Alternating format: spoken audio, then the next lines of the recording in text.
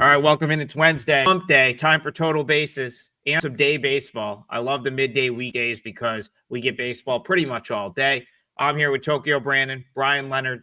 The grind continues. We're about 20 days into August, and I love every second of it though. Like I don't mind how long the MLB season is. I was talking to a couple of friends of mine that are in the space, and they were like, "Are you getting burnt out?" And I'm just like, "No." Brian Leonard, I'm not at all. You could play this 12 months out of the year and I'd be in for all 12 months. So we're back for another day, and let's go right back to what I feel like has kind of been our feature series so far for the beginning part of the week. Brewers Cubs. How about those Cubbies? They sweep the doubleheader yesterday. I had game one right. I got to be honest. That wasn't really expecting them to come out and sweep it, but they did, and that's huge for the Cubs. And now they have to turn around and play game 4 of what's going to be a 5-game series. So, Mizorowski, Rhea, how are you seeing this one? And what do you expect out of Mizorowski from a length perspective tonight? We had somebody in the chat, one of the two chats, I think it might have been the YouTube chat, and he was talking about, with football going on right now, do we think we get a better advantage in baseball? Yeah, we do, because they don't bring as much money in for baseball as they do for football. They'll get more money on in a preseason football game than they will on half the card in Major League Baseball. And I think, I've won 10 of the last 11 days. My big play yesterday was the A's, and we all liked it on the show, I believe. And they win that game going away. Is a nice underdog price. Yes, this is the best time of year to bet on baseball, where other people are worried about other games, especially in football.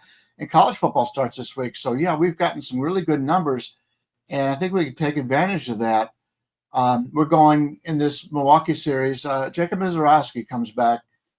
If you remember his last start before the injury, he was playing the Cubs, and he was doing pretty well. Give up 2 earned runs, I believe, in 4 innings. They took a shot back to the elbow, and he missed his last start. So he came back from the IL against Cincinnati and got bombed right out of the gate right there. So I think a lot of the shine is off Mizorowski a little bit coming into this. He comes in with a 3.89 ERA. Expected ERA still very good at 2.65, 1.13 whip. Those concerns we had coming into the season about his walk rate are back, 11.5% on the walk rate, but his strikeout rate, 36. So he's still at 24.5, which is elite level when it comes to strikeout minus walk rate. And you have to think he's looking forward to this start, obviously, because he got hurt last time he played the Cubs, but he got bombed in Cincinnati. So the motivation is there for this young guy, and he's looked pretty good when he's been motivated this year. Colin Ray going for the Cubs. We've talked about him all year long. He's an innings eater. He's got 7 seasons, 4.45 ERA, 1.28 WHIP. Nothing is going to make it to the Hall of Fame. He probably won't even be remembered much after he leaves the Cubs, but still, he's very good at walking people. He's in the 79th percentile, and his extension is in the 71st percentile because he's 6'5". So that makes it tough to hit him. Plus, he's got 7 different pitches, and we always like that kind of thing. So when you've got a veteran like he is, he's 35 years old. If something's not working for him, he can always go somewhere else. From a bullpen standpoint, the Brewers are in much better shape in the bullpen because they did lose the doubleheader yesterday, and Aaron Ashby threw 50 pitches. They're in a situation where their top 4 out of 5 guys in the bullpen are all available here, whereas the Cubs, everybody other than Ben Brown pitched yesterday, and Ben Brown pitched, I believe, threw 54 pitches 3 days ago, so he's not going to pitch either. So you've got more of a tired. I mean, they're not completely out of it. I mean, a lot of the Cubs guys, they only threw 10, 15 pitches yesterday. They'll be able to bounce back. But still, because they were used in the doubleheader yesterday, I think we have a nice pitching advantage for Milwaukee here. I prefer the Brewers in this one. The line is like minus 112. Currently, Milwaukee, yeah, let's go with, maybe minus 112, a total of 7 to the under. I think Milwaukee evens up the series here after an embarrassing day yesterday. And we get to the 5th game of the series where they're fighting it out for the series win. Obviously, the games are much more important in Chicago because they're still very much behind. They're fighting for that wild card spot. But I think it's a good spot overall for Milwaukee to make a nice little comeback here.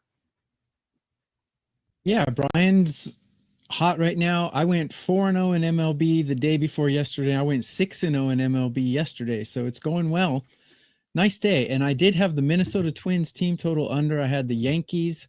I had, whatever. Oh, the Blue Jays was my $5 play on the money line. That was an easy win.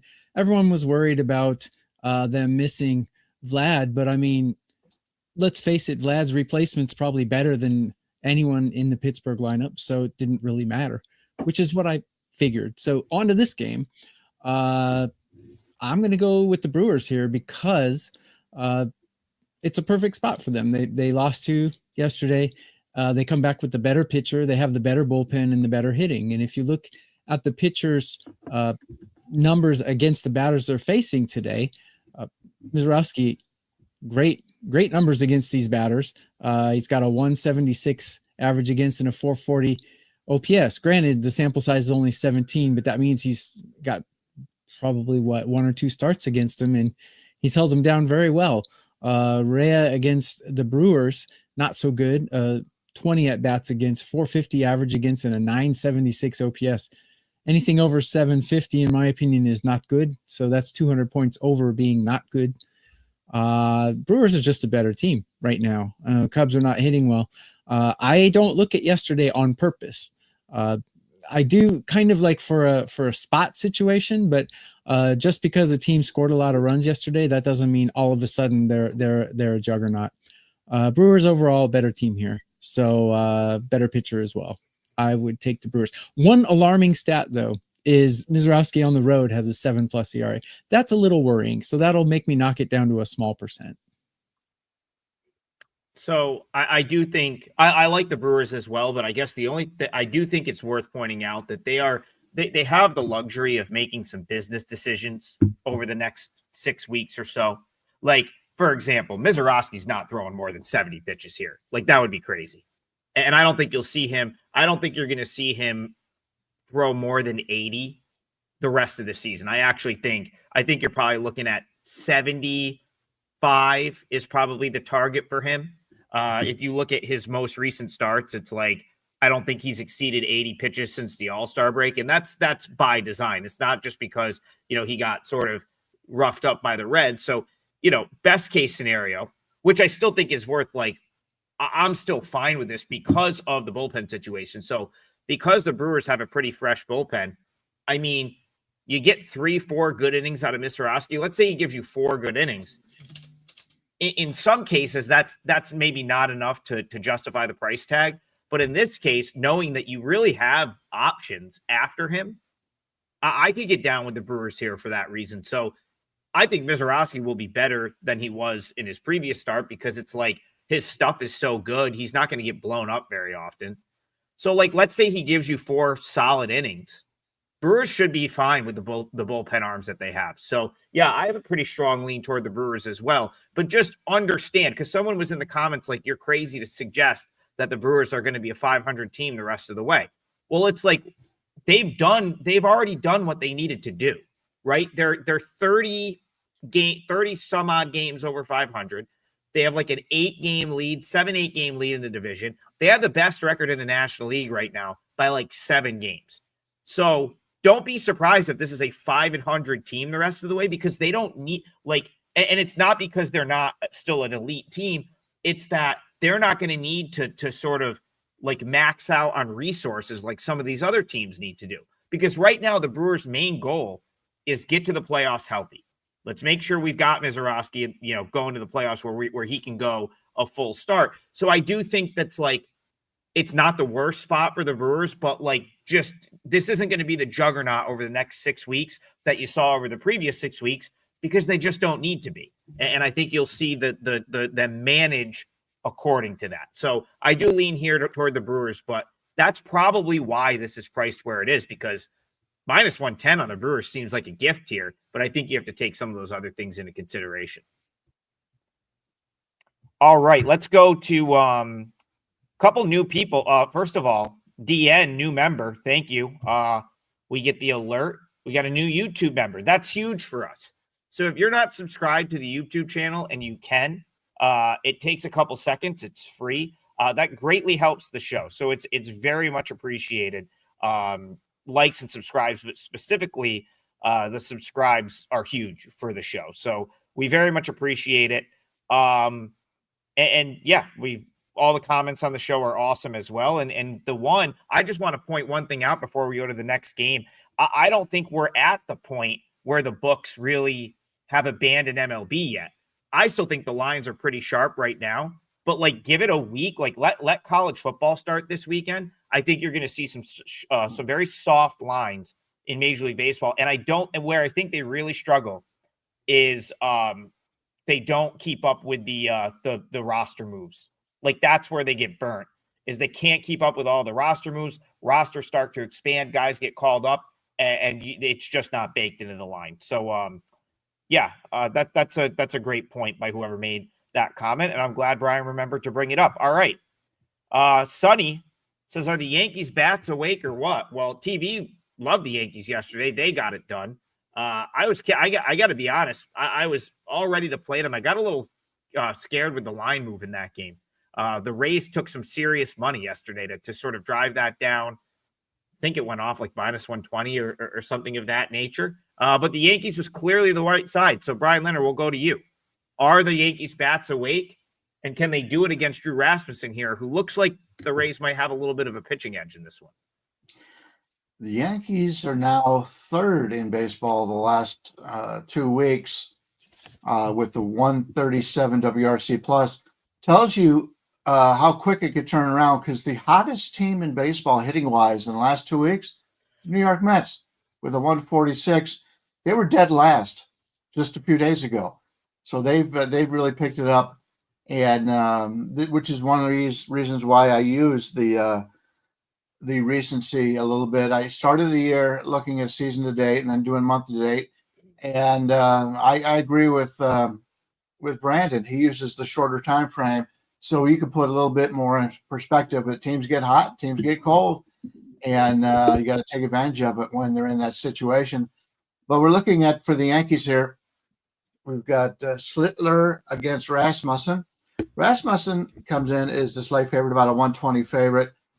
He's more proven, and he's been, as I've mentioned in the past, anytime he's healthy, he's one of the best pitchers in baseball. Not flashy, but you get good value in him.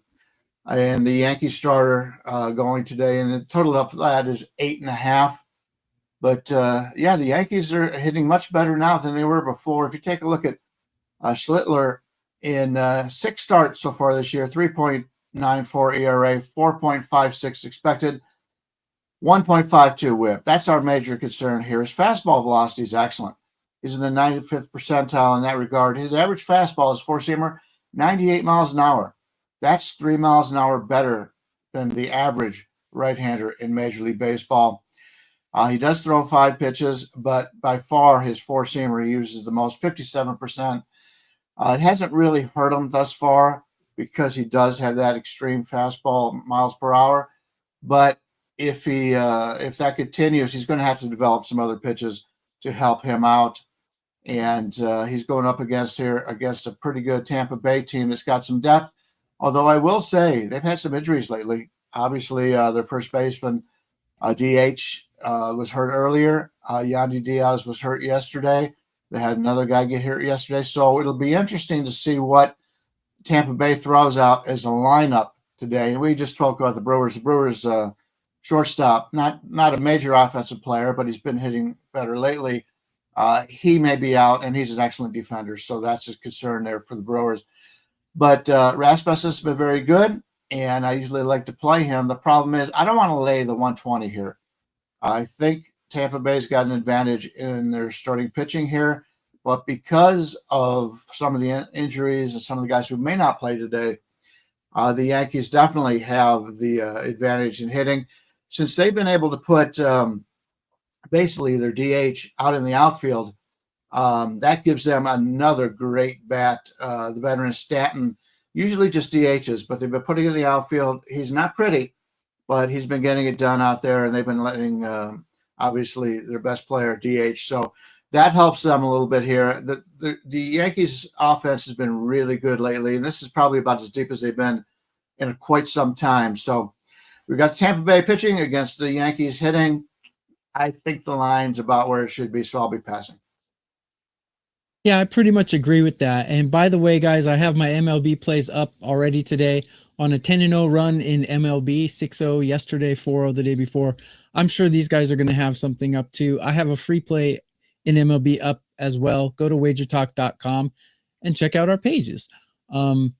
And subscribe as well, because WagerTalk is, we need some more subscribers, guys. We're almost at a milestone. So if you could help us out, those of you who aren't subscribed, just hit subscribe and you'll be notified anytime one of us puts a single game video out. Regarding this one, yeah, I loved the Yankees yesterday, but the reason I loved the Yankees yesterday because their bats were hot, and because I liked Rodon's history against Tampa. He didn't pitch that well, actually, but they still pulled it out. He was okay, not great. Today, though, also yesterday, Baz's numbers against the Yankees, I kind of had a feeling they were going to tag him, and they did. So Rodon didn't have to be so sharp. Today is kind of a different story because I do not like Schlittler at all. I do like saying his name, but I'm not going to take a Schlittler today because I just don't think I don't like his numbers. I mean, the sample size is small, but Tampa Bay has beat him up pretty good. Rasmussen, take a look at his numbers against the Yankees, a 161 average against and a 403 OPS, and that's with 56 at bats against. So he definitely has the potential to hold this lineup down. But the Yankees are hot and Tampa can't hit for Jack right now. So that all leads me to believe this game is going to be an under, but I don't want to bet an under in this ballpark. And I don't want to bet an under with a team that's as hot as the Yankees. So I will pass on this game. But if I were to bet it, I would do an under. Yeah, I'm kind of in the same boat. Schlittler's got a ton of upside. He's throwing 98. Like that's from a upside standpoint, he's a guy that like is probably not that far off from like really figuring it out and potentially being pretty good. He's got, he throws 4 or 5 pitches, 98-mile-an-hour fastball. He's shown the ability to command those pitches at the minor league level. Now can he do it in the big leagues? And he's shown flashes of doing it. Like last time out against the Twins, he was very solid. 5 innings, 1 run on 2 hits, 6 strikeouts. He really hasn't been blown up at the big leagues. He's kind of steadily given up, right? He's given up something in each start. I guess that's my concern here because we know Rasmussen at his best can be like 7 scoreless, right? Like if you get Rasmussen's, good effort, the last, and he's shown it of late. 1 earned run against the A's last time out, 6 shutout innings against the Mariners. So that's, I guess, my concern is just, I would love to find a spot to sort of play the rate. Like I really like Rasmussen. A lot of red on the StatCast page. He is a guy that I'm okay backing, and I think I had him for I believe a big bet recently that cashed. But I'm too concerned with like this. Like Tokyo Brandon made a great point. This Rays lineup doesn't hit, and at least they don't hit consistently. And there's just too much upside with Schlittler where if he's got it working, I could see him sort of shutting the Rays down. So yeah, maybe the under, but then again, you're in a ballpark that's not exactly under friendly. So a tough one. If you're done, can I just add my 2 cents? Let me give you my rankings for these bullpens in current form. The Rays number 3 and Yankees number 7. So that kind of bolsters an under as well that Adam seems to agree with. Yeah, I just like how both guys are throwing the ball, and I think there's upside to Schlittler that's not fully priced into the market because he's given up a little bit here or there. But again, I just don't know how much the books and the odds makers have watched him pitch prior to him getting the big leagues. he's got far more upside than a lot of other guys that are like being called up. So I think that that's just like, a point that needs to be made. All right, Antonio H. He's headed to the Royals game tonight. That's awesome. First of all, I wish I was headed to the Royals game tonight. And he wants some action on this game. And there's other people talking about Rangers Royals in the chat. So let's get this conversation going. I want to point out, before I go to Brian, I'll point out we don't really have a starter for the Rangers yet, but I'm pretty confident it's going to be Kumar Rocker. So this would have, I believe, been DeGrom's start or spot in the rotation. They're going to skip him. So I know we're going to get Noah Cameron for the Royals. And I think, like, let's put it this way. If it's not Rocker, I don't know who it's going to be for the Rangers, but I can tell you right now, if it's not him and you were to bet the Royals now, you've probably got yourself a good number. So Rocker's the only one that makes actual sense, in my opinion. And I guess let's give Antonio H some action for the game. Can he bet the home team here? I think there's value without knowing who the starter is, because right now you can get Kansas City at home upwards of plus 109. You get a good number with Cameron on the mound, and I like Cameron. He's a lefty going against this Texas team who is fading fast. And obviously, DeGrom is they were somewhat concerned about DeGrom with all the innings he's pitched, and he hasn't been quite as good as of late. So who is Texas going to throw out there is on the mound who's better than Cameron? I don't think they can. So if you do like Kansas City, I think it's a good time to bet it now, because once they decide to use, let's say they use Kumar Rocker, he's got a decent future, but he's been very inconsistent, and I would rather have Cameron, to be totally honest with you. And I also like Kansas City because they're playing at home and they're playing better ball. So, yeah, I'm interested in Kansas City here, and I think if we can get them before they announce, we're getting even a better number. Cameron on the season, 2.47 ERA, 3.39. Obviously, he's been a little bit beneficial, and there'll be some negative correlation coming up, but he's got a 1.06 ERA. If you take a look at his StatCast page, the worst thing he does is his fastball velocity. He's only in the 20th percentile. He's a lefty that throws 92.3 miles per hour, which is less than a mile per hour, less than league average for a lefty. And he does throw 5 pitches, 16% or more. Even his four-seamer, although it is his number one pitch, it's only 27% of the time. So I really like Noah Cameron. I like the situation here. And without knowing who the starter is, I can't get into that. But, yeah, to me, this is going to be a game that's going to make my card somehow today. And it probably is going to be as soon as the show is over, because I want to get that number before it gets away. And Cameron should be, am I wrong here that he should be about a 130 favorite here if he goes against somebody like that? So, yeah, absolutely. There's plenty of value here on Kansas City right now. Guys, go to our pages at WagerTalk.com. We always have free plays up. Take the 10 seconds to go there and check out what we have offered today. I have mine up already today. I'm sure these guys do or will very shortly. I have no idea why the Royals are an underdog here. Makes no sense to me. I saw them at plus 110 before the show started. That makes absolutely no sense to me. The Rangers can't hit right now, and their bullpen is playing like garbage. The fact that they didn't have a starter announced means to me that they're going to be there's a potential for a lot of bullpen usage here. And their bullpen is not performing well. I have them ranked 21 in current form out of 30 teams. Royals, on the other hand, look at they're hitting number 7 in MLB in current form, and their bullpen's ranked 9. I got Noah Cameron ranked number 9 on a curve of 30. He's not number 9 out of 200 pitchers, but he's in the top 1/3 of pitchers according to my numbers. No sample size against these batters, which tends to favor the pitcher if the batters have never seen him. And he's got good home stats. So I don't know why the Rangers are favored. Makes absolutely no sense. This is going to be my parlay leg. I'm going to take the Royals on the money line here. Currently between 110 and minus 110. So I guess plus 100 would be a fair number. Yeah, I think that's what I'm kind of looking at right now. I just checked out like DraftKings, some of the sites that do have. So not every site has this lineup yet. Probably for that reason. Oh, It looks really? like the play. Yeah, like Will not make. Yeah. it looks like the places that do are still hanging like even money. Is that true, Brian? Is it about even money Well, right now? I'm seeing ESPN bet at minus 115, FanDuel minus 116, Caesars at Really? minus 10. Hmm. So to me, Yeah, that's I see. I mean, listen, here's the deal. If you, They're favored now. I think if you like the Royals and there are still some like minus 105s, even I did see DraftKings just moved it to a favorite.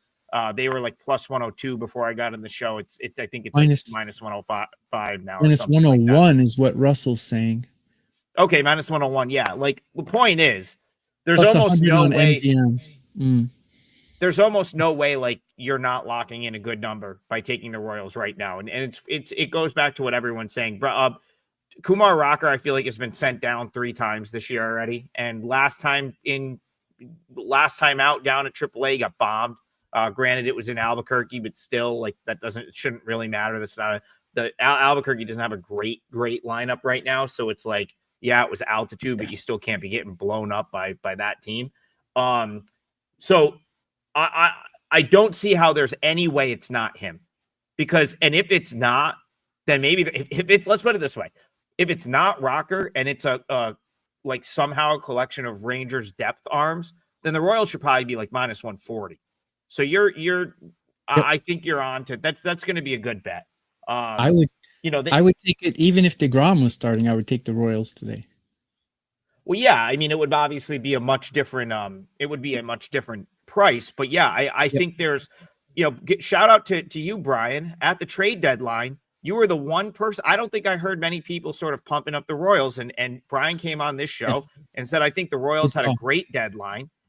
Yep. I was even like, yeah, they're kind of, I don't see them getting into the mix, but they're right in the mix. 5 straight wins, and that's the other thing.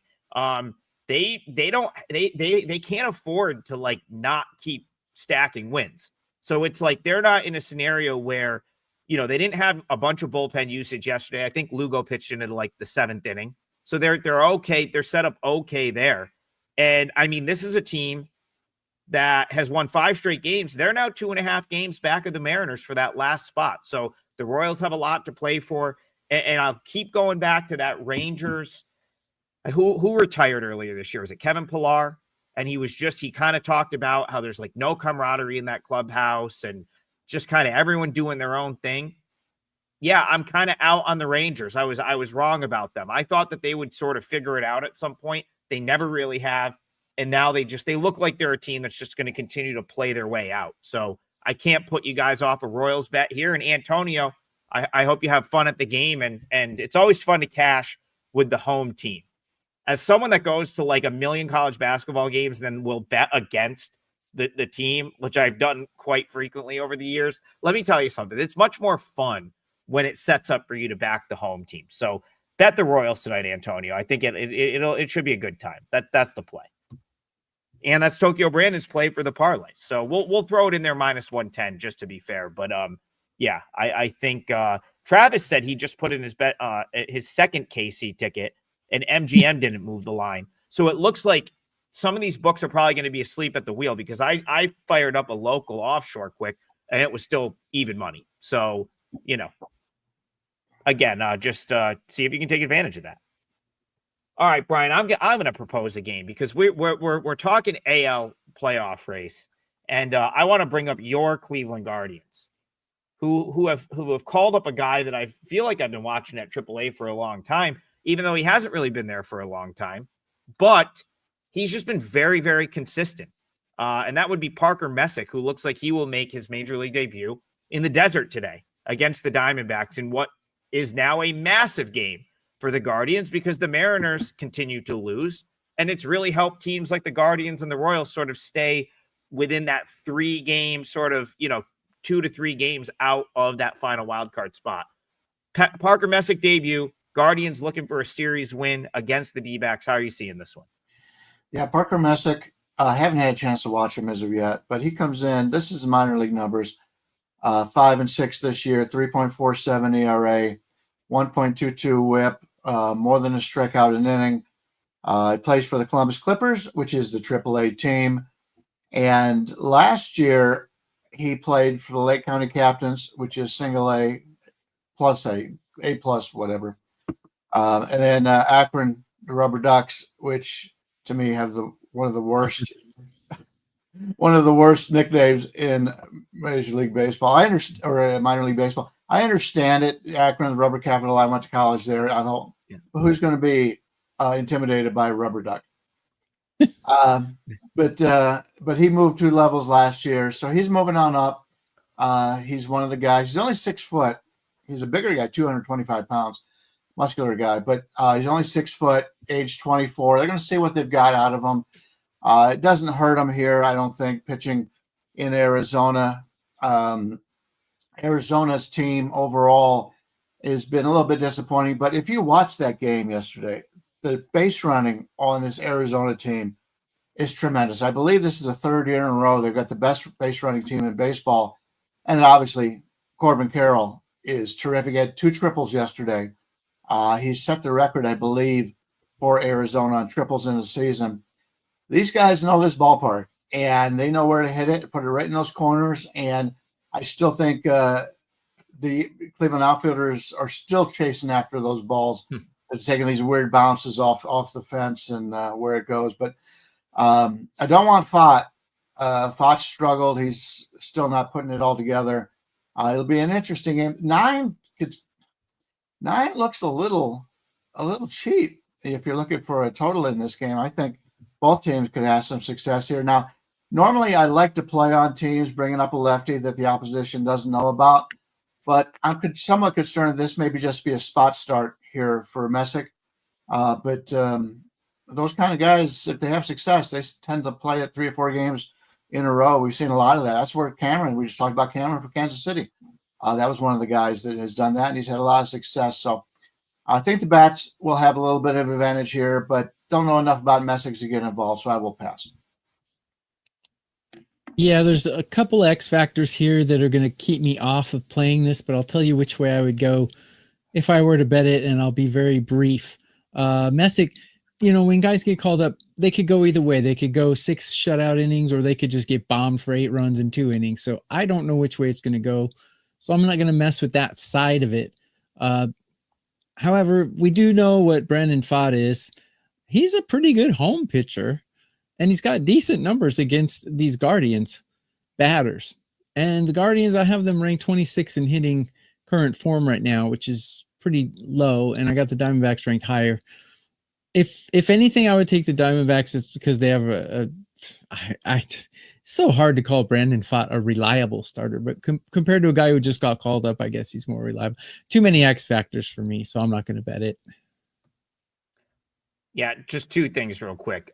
Everyone on Arizona's team is fast as hell, so that's also why they're a really good base running team. They are so fast, every player, just like a track star. And the other thing is, Brian, so the Akron Rubber Ducks have they tried to make that aggressive duck tire logo, but the best part is when they wear the alternate jerseys, and it's literally the yellow rubber duck that you would see in like the shower. It's like the rubber ducky. It's like a yellow. It's like the one you'd see that someone would leave on your Jeep. Like it's that rubber duck, which I always find very, very funny. Back to this game. Yeah, Parker, great point about Parker Messick. He kind of shot up through the organization last year. Lake County, Akron. I think he was in Columbus by the end of the year. This year has been at Columbus all year, and he's been very consistent. And I've actually watched him a ton. So I'm going to talk about Parker Messick for a minute. I was watching a Columbus broadcast back in July, and they kind of talked about, they kind of talked about, giving him a start off here and there, because I think the expectation was that they would get him up at some point this year. So he got bombed at the end of June, which is fine. It was like his only bad start of the year. In July, he only started twice, and then he pitched in the Futures game, which is the day before the All-Star game. 2 very good starts. They skipped him at the end of July, since giving him that extra rest, which was basically skip a start, let him pitch in the Futures game, which was like a 1-inning outing. I think he started the Futures game, actually, so maybe he pitched 2. And then skipping him after his start in July. These are his numbers at AAA in August. He has a 215 batting average against and a 0.98 whip. In his 2 starts in July, which are kind of on the end of that, where he got the extra rest, 163 batting average against, 0.73 whip. And he's averaging over a strikeout per inning. So not only has he been super consistent all year, his full season numbers are very solid. Like you look at his full season numbers, ERA in the mid 3s, 119 strikeouts and 98.2 innings, and a 1.2 whip. That's very respectable. The fact that they kind of let him exhale a little bit, they let him go to the futures game, do his thing, gave him a start off, and I almost feel like it's like sort of giving him a second wind, and now he's looked great. And now none of the remember, Guardians, International League, Diamondbacks, PCL. No one on this Diamondbacks team will have seen him at all. It's not like they've run into him at the minor league level. So you got a lefty that they haven't seen, one that's throwing the ball extremely well. Brandon Pfaadt sucks. I'm sorry. I'm just going to say it. I don't know how this guy hasn't gotten his shit kicked in at the big league level yet. It makes absolutely no sense. Like the fact that he is still like been somewhat respectable is crazy to me. When you look at like he's got an expected ERA close to 6. For whatever reason, guys are swinging and missing at pitches. It makes no sense. He doesn't walk anyone. That's fine. But I mean, the rate at which he gets barreled up, he should be getting bombed, especially in this ballpark. Someone make that make sense. One of the best hitters parks in the league. This guy is he is out over the plate constantly. He should be getting lit up. So I'm going to throw Guardians in the parlay right here. This might end up making the client card. I'll have to see. I'll have to think about it for the next 20, 30 minutes while we're finishing the show. But parlay, it's good enough. So what do we got for Guardians? Are they still like even money, plus 105, something like that? You can get them at plus 103 right now. Yeah, and that means they've taken a little bit of money because I think they were like plus 110, plus 115 earlier at one point. They were plus 115. I will point out that Messick's their number 12 prospect, and this year's team for Cleveland, they're known to develop pitchers very well, but most of the Guardians' better players are from a hitting standpoint. In fact, they went a lot of hitting in the draft. They're starting to get away from the pitching. So being a 12th ranked player is not normally anything special, but they don't have many pitchers in that. So he's one of the better ones that they have available. Yeah, I mean, I don't know, like I don't follow minor leagues all the way down to like rookie ball and stuff, but like for pitchers that are either at AA or AAA, like he's easily the top one right now. Like for anyone, like he is their best pitching prospect in that organization as far as I know. And I think I like when teams do this. I think a team like the Guardians that's kind of in the race, you bring a guy like this up and can give you a jolt. Look at what McLean did for the Mets this weekend. So yeah, Bats and Barrels said, Bets and Barbells. I totally read that wrong. That's a great name. He says Pfaadt was getting touched up a lot at the beginning of the season. He's managed slightly better lately, but he's still hot garbage.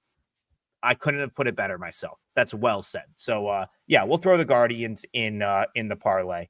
And I'm rooting for Brian Leonard. I want his team to play their way into this playoff picture so he's got something to root for in September, which the Mariners are certainly doing their part to make that possible. I've got burnt on them the last couple of days, and they're letting everyone back in at this point. So let's move on. Let's continue. Let's talk about that game because it's a day game. Unfortunately, the Phillies killed our parlay yesterday. And you know what's tough about that? Because my client play yesterday ended up being Mariners plus 1.5. It dipped all the way to minus 120, and I couldn't help myself. As soon as Mariners plus 1.5 got to minus 120, I had to jump in. And Brian Leonard, we had everything we could have wanted. We had, so if you missed the show yesterday, Brian's parlay leg was Phillies under 4.5 for the game, team total. We got to the bottom of the 8th inning. They were at 4 runs. The Mariners had all their good bullpen arms, and they were rested. And Matt Brash puts a guy on and then gives up a 500-footer to JT Realmuto. No doubter. And that was super disappointing because I felt like I put myself in great position to win. We had everything we wanted, and the Mariners got it shoved in their face by a Phillies team that just looks somewhat unstoppable right now. I know people are expecting me to be like, oh, like I would just run it back with the Mariners. I hate this spot for the Mariners. I don't like this spot at all because they had the spot. They had the setup last night that they could have, like, that was the setup you want. 4-4 a game. They survived Christopher Sanchez. They had the bullpen ready to go, and they lost. That's going to be tough to come back from. I don't think I could take the Mariners here. But what about Jesus? Do you want to go the other way with the Phillies? Philly had a 4-1 lead in the 7th, and if they don't give up those 3 runs in the, I believe it was the 8th, then I think they just cruise through because they're not going to bat in the 9th. So you got to go through the 7th and the 8th inning. By that time, they had a sizable lead, and I thought we were feeling pretty good. But then once they give up those 3 runs, then the offense has to come back, and I knew we were screwed at that point. But you got Castillo against Luzardo. Luzardo, the lefty. Philadelphia right here, about a 150 favorite, a little bit higher in some of the more public bet MGM type of Caesars type of places. You're looking at 8.5 to the over, 9 to the under. So as Steve Fezzik would say, 8.75. Luis Castillo, 3.48 ERA, 4.15 expected, 1.22 whip. His extension, first percentile, hard hit rate, 8th percentile, barrel rate, 18th. Yet, since he pitches in a really good home pitching park, he hasn't gotten hurt too bad in that regard. Still throws his 4-seamer a lot, basically at league average, 47% of the time. He's been sort of like the Toronto pitcher in that we keep waiting for the shoe to drop the other way, and they're both hanging on there. Luzardo, 4.21 ERA, 3.56 expected. So he's had some blowups this year, no doubt about it. But when he's on, he's been excellent. He's also, his weakness is the extension. He's only 6 percentile extension. But he's averaging really nice strikeout numbers, 158 strikeouts in 139 innings. His whip is higher this year. His lifetime in 7 seasons is 1.27. It's never been that great. This year it's 1.34. Like I said, when he's been good, he's been really good. When he's been bad, he's struggled a little bit here. I like the Phillies side a little bit. I think I agree. Yesterday was the day that I think Seattle was a good bet if you were looking to play that. Luckily, I didn't play them on the side, but I like Philadelphia here. And as you mentioned, they're playing a really good ball. I would think as the day goes on, this line goes higher. It opened 135, and now I'm seeing upwards of 155 in some places. So if you like Philadelphia, get them early because I think that line will continue to go up. I kind of like the over, team total over for either one of these teams. The weird thing is Phillies team total is 4.5. Seattle's is 3.5, but the game total is 9. So something doesn't add up. But I like both of these teams to go over, actually. And, you know, Luzardo, Castillo, both solid pitchers, but against the batters they're facing today, they both have OPSs over 900. And let's see, Luzardo, 5+ ERA at home. Castillo, 4+ ERA on the road. I think both of these pitchers are going to get hit a little bit today. Which one's going to get hit more? I have Phillies hitting a little better. I would like to take the Phillies team total over if it was 3.5, but it's 4.5. And 9 for a game total to me seems too high. So I guess if I were to play it, I would take Seattle's team total over. One other note to mention is Luis Castillo is one of the least walking pitchers. So he's the opposite of a chronic walker. He is a non-chronic walker. And Philly doesn't really walk that much, only 2.2 times per game. So if you can get Castillo's under walks 1.5, I think that would be a decent play as well. Yeah, Philly has shown no interest in trying to work counts in this series. They have been none. I mean, they have been on every offering. Like just swing. They were swinging at everything that Logan Gilbert was throwing up there on Monday. And then yesterday, yeah, like that's a team right now that is just locked in. Like everyone in that lineup is locked in. Great at bat. I mean, it's like Schwarber's so relentless in every at bat. Like you just can't get him out. I would make that bet on the Mariners plus 1.5 at the price I got it at minus 120, 10 times out of 10. The result didn't work out for me. I would make that bet. I have no problem with the bet I made yesterday. I'd make it again. I got to be honest. I woke up this morning and I was like, are the books going to like tempt me to take the Mariners again on the plus 1.5? I could not believe where that line opened. Brian was right. You could have got Philly. Like I had to like refresh my screen. I had to check like 3 other books quickly when there was a Philly minus 135 because I was like, no way that they could be like that competitively priced after a blowout win in the first game of the series and then winning yesterday. But sure enough, it was. So it doesn't surprise me in the least bit that Philly's taking some money. They're going to keep taking money, by the way. If you like Philly and it's like minus 148 right now, I think this is going to end up going off like minus 170 because the Phillies have taken money every game of this series, and it's now been right the first 2 games. So you should see the Phillies take money throughout the day. So the more you wait, if you're going to bet the Phillies, it has to be now.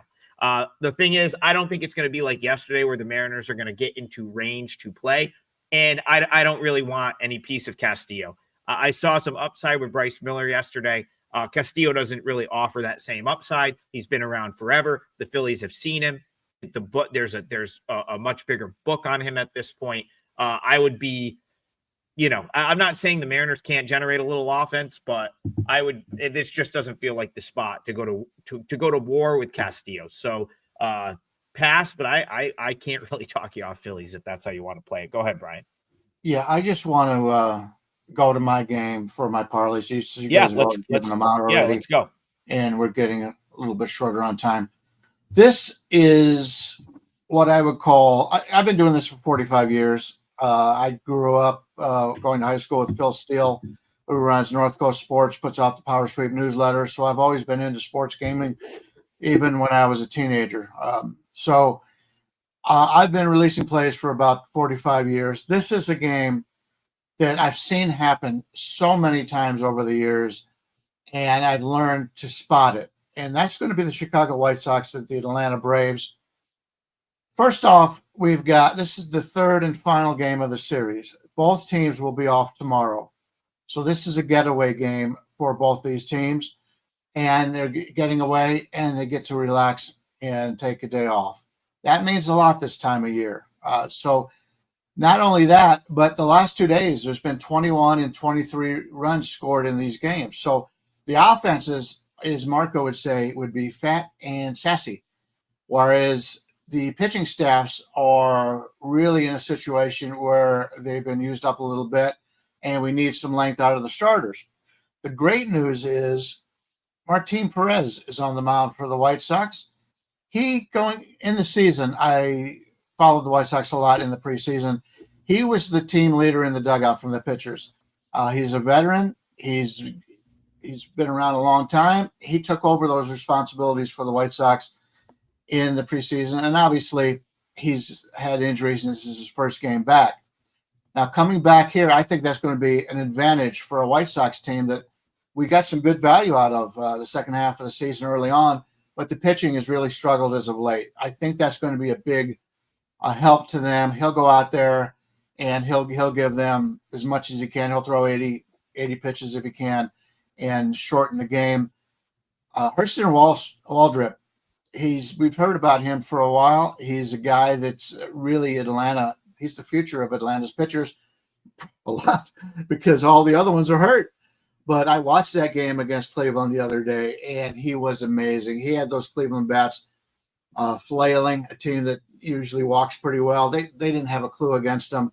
And from what I had heard from the announcers, that's been the way he has been. So the way the Chicago bats are coming off of a couple of really good days, now they're going to face him. That's not something they're looking forward to. I like this game to go under. Now the total is 9. It's going to be minus 110 on the under. And you wonder why this line is so low after they've scored 21 and 23 runs the last 2 days. That's the experience playing here. They could end up scoring a lot of runs again, but I like the under 9 here. Both teams with these two guys on the mound and with the day off tomorrow, I think this is a get up there, swing at the first pitch kind of game and get this over with. Neither team is going to the playoffs. This is a game I really like. And by the way, I do have a 5% up today. We've won 10 of the last 11 days now, starting to run into each other, but we've been very good.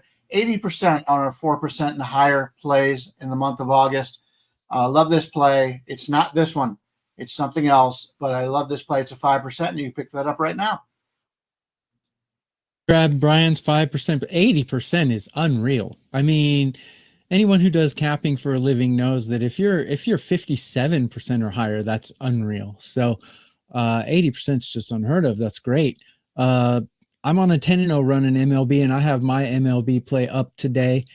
Adam, if he doesn't already, will have a play up, and we all put free plays out too. As a matter of fact, WagerTalk requires us to put a free play out when we have a 5%. So I guarantee you Brian has a free play up. So go to our pages today and take a look at what we have to offer. Regarding this game, Atlanta, man, since they basically had no chance to make the playoffs, they went really cold, but now they're on fire. You know, baseball is just such a marathon. Teams go up, they go down, they go up, they go down. Atlanta's bats are on fire right now. But like Brian said, it's a getaway day. Could be an under, but I like Atlanta's team total over, actually, because Martin Perez is a 34-year-old guy who just doesn't have his stuff anymore. Not a good pitcher. I didn't even like him when he was good. His numbers look okay, a 3.09 ERA and a 1.29 whip. So that's not bad, but against these Atlanta batters, got a 3.22 average against and a 9.34 OPS, which is almost 200 points over what I consider acceptable. Not a very good pitcher. I don't like him, and I think Atlanta will hit him. However, there is this weird thing in baseball where when teams explode for runs, it seems like the next day they've ran out of runs or something. So that could be the case here. If I were to bet it, I'd take Atlanta's team total, but given the explosion these two teams have had, I would be wary of betting it. It's hard to, I guess, know what you're going to get from Perez. I mean, he is a veteran. He always, let's put it this way. Anytime I bet against Martin Perez, he's Cy Young. Okay. So if I bet against him, he's going to go 6 scoreless, but he made a couple of rehab starts, nothing special, was okay against the Tigers last week. So I believe that was his first outing of the season, or I'm sorry, his first outing since April, first back off the IL. 3 1/3, 1 run, 3 hits, 4 strikeouts. That's not bad. But I'm with Brian on the under because Hurston Waldrop might be an ace. Let me just talk about him for a second. He's a college guy. So he went to Florida and he was the first round draft pick for the Braves in 2023. And the Braves, for whatever reason, have done this a lot lately. Go look at Didier Fuentes, AJ Smith-Shawver. They really like to rush their guys up. And they almost always have to backtrack a little bit. So if you look at him, 2023, he actually made it to AAA for a start. Last year, he was he started back in, I think it was A or low A at some point. Made it all the way to the big leagues in 2024. I watched a lot of him at AAA last year. That was probably jumping the gun a little bit. But if you remember back to last year, the Braves were pretty desperate at times for starting pitching. Smith-Shawver got hurt. There was another one that got hurt. They were kind of, it was more of a need-based thing. For Waldrop, it's completely clicked for him the second half of the season. He struggled at AAA the first half of the year, and really the second half, it is just. I mean, he's 23, right? He's a 23-year-old kid, and I think he just turned 23. In July at AAA, 0.78 ERA, a 109 whip, a 176 batting average against, about a strikeout per inning. Since he's been called up, which was August 2nd, so he recalled. It wasn't his first, he was called up last year for the Braves. 102 ERA, strikeout per inning, 150 batting average against, 0.79 whip. Would not at all surprise me if he sort of wipes them out today. He's a first rounder, so they're telling you that they saw that kind of upside in him when they drafted him. You don't get drafted in the first round unless you show that ace type upside. And as of like July 1st, it's just clicked for him. He's figured out how to command his pitches, and he has been awesome. So yeah, I can't argue with backing Waldrop in any capacity. And of course, if you like the under and you can get a respectable outing from Perez, then I don't mind that at all. So Brian Leonard, I'm with you. I think under makes a lot of sense here. What is that? Minus 110 on the under minus 9. 110 on the 9. I do want to point out ESPN bets got the under 9.5 minus 130. Don't play that.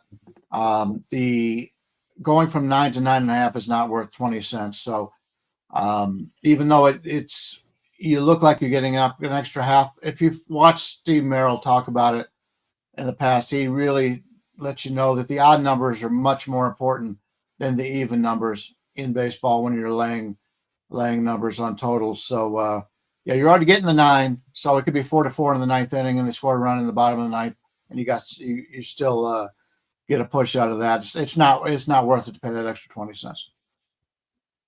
All right, we have the parlay locked in. I will recap it at the end of the show. Let's get one more quick one in because I feel like this is not going to take us that long to talk about this game, but we've been right about this game both days so far. Let's talk Dodgers Rockies. So we were right about the Rockies on Monday with that +3. Last night, Brian, we pointed out that team total being 7.5. I think they had 7 in like the first two or three innings of that game. And pretty much any Dodgers bet got there. I just want to make, it was an 11-4 final, but 7 of those runs were scored in the first 3 innings. So team total ended up getting there easily, 11 runs for the Dodgers on 18 hits. Dodgers Rockies again from Coors Field today. It's going to be Ohtani to start things off for the Dodgers, and Tanner Gordon, who is another one in the line. Basically, the Rockies' whole rotation right now has an 8 ERA, and they're guys that aren't even good at AAA, and they're really just getting service time up there. It's truly incredible to see what they run out there on the daily basis. Today, it's Tanner Gordon. So, any value, or have we sucked the value out of this series at this point? Well, first of all, if you've looked the games in his career that Ohtani has pitched, he hasn't hit quite so well. So keep that in mind. If you're looking to play Ohtani props, he's much better when he doesn't have to pitch. Obviously makes a lot of sense. Pitching is your main responsibility. Tanner Gordon, he's in the 94th percentile on walk rate. There you go. He's in 2 years, he's got a 4.4 walk rate. That's the only thing he's even close to be good at. Expected ERA, 3rd percentile, expected batting average 1st, whiff rate 1st, strikeout percent 3rd. In his career, he comes in with an 8.3 ERA, 1.76 whip. Going against these Dodgers, if the Dodgers want to hit him, they can hit him. And that is my concern here in that regard. But do I want to lay $3 and some places even higher, $3.20 on Ohtani? Probably not.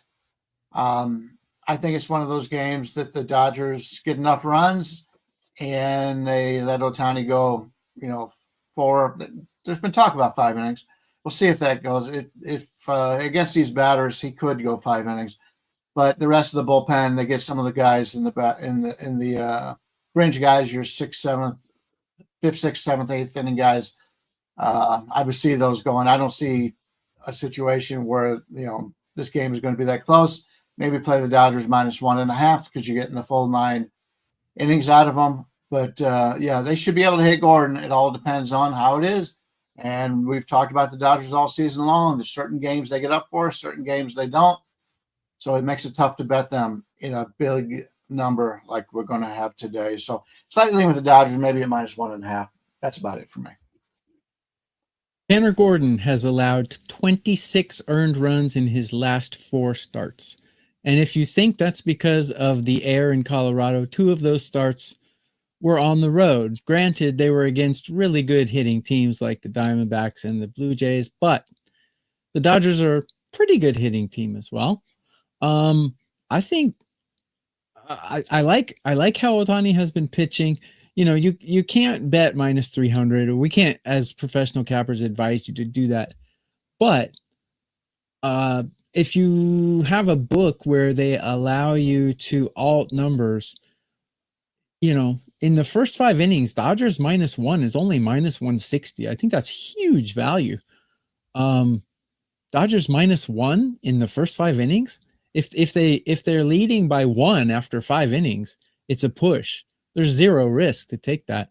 And if they're leading by 2, Tanner Gordon, I have him ranked 30 out of 30 on a curve of 30. He's the worst pitcher in MLB. According to my numbers, he's the worst. And Ohtani's been, he had a rough outing last time, but I think Ohtani, they're going to let him go 5 innings, and he's a pretty good pitcher. If you watch his pitches, he's got a lot of movement on his fastballs.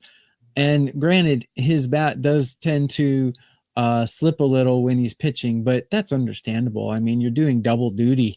I mean, it's so taxing on your body.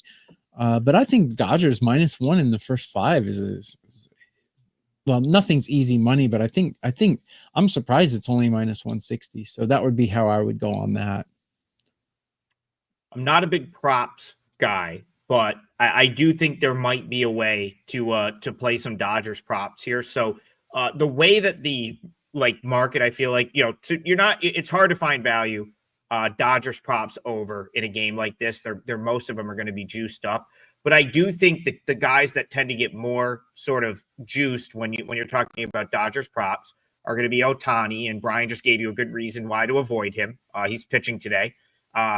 Freddie Freeman, because he's arguably the best player on the team, or he's hitting third, and because they're left-handed hitters against a right-handed pitcher. But Tanner Gordon's splits are actually reverse, like at least this season, and the sample is roughly the same left and right. Right-handed hitters against Tanner Gordon this year are hitting .423 with an over 1,000 OPS.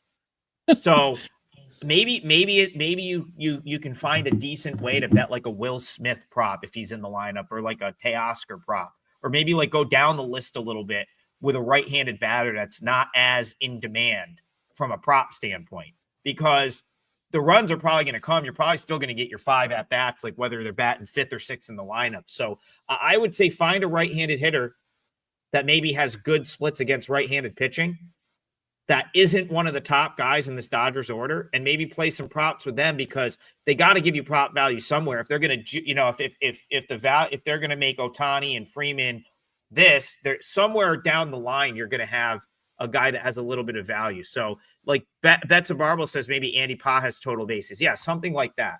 But he is getting lit up by right-handed hitters. And I don't think that's going to be like totally known, because most people think, oh, right-handed pitcher, he's terrible, let's put the lefties in. But righties have tagged Tanner Gordon this year. So just something to think about. All right, we have reached the end of the show.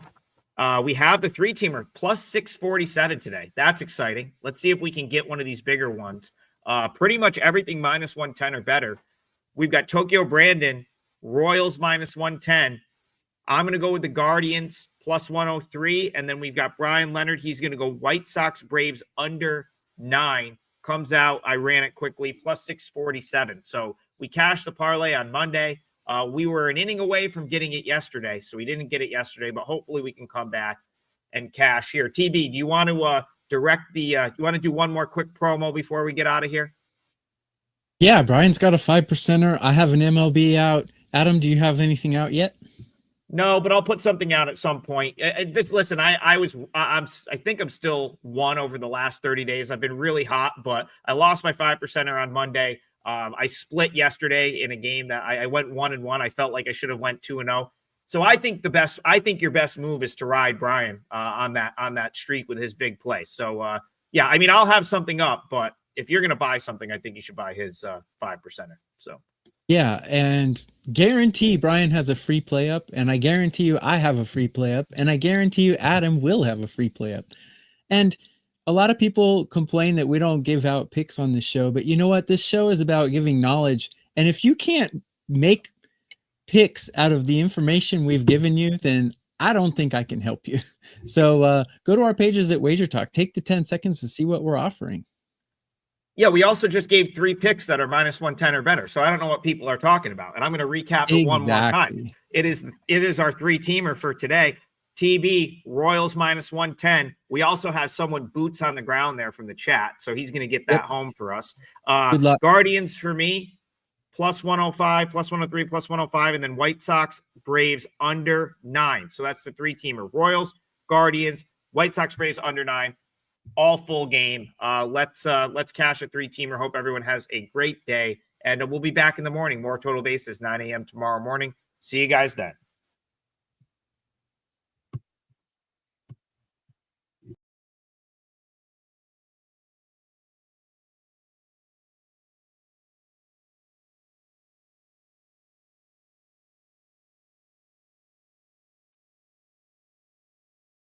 Hi, I'm Marco D'Angelo, co-founder of WagerTalk.com. We're going to do the continuing series of Behind the Bettor. Going to get you to know a little bit about me. Thursday night NFL preseason football on Prime. That's right, Amazon Prime, national TV. Patriots, Giants. I'm going to break down the side and total for you. Deep dive analysis, let you know which teams are playing which quarterbacks, which ones are maybe taking it more seriously. If we can find a betting edge here for you in Thursday night preseason NFL action.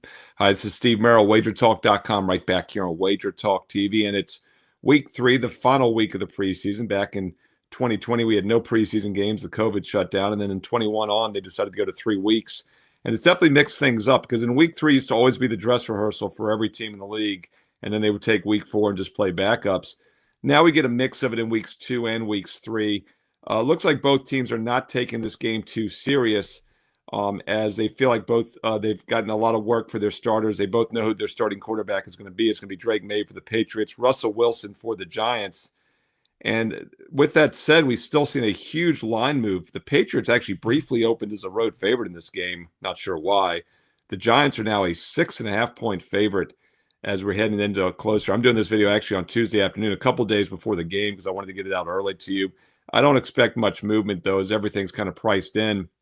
And the reason we see such a big point spread is because the Giants' backup quarterback situation has been really strong. And we knew it would be coming into this preseason.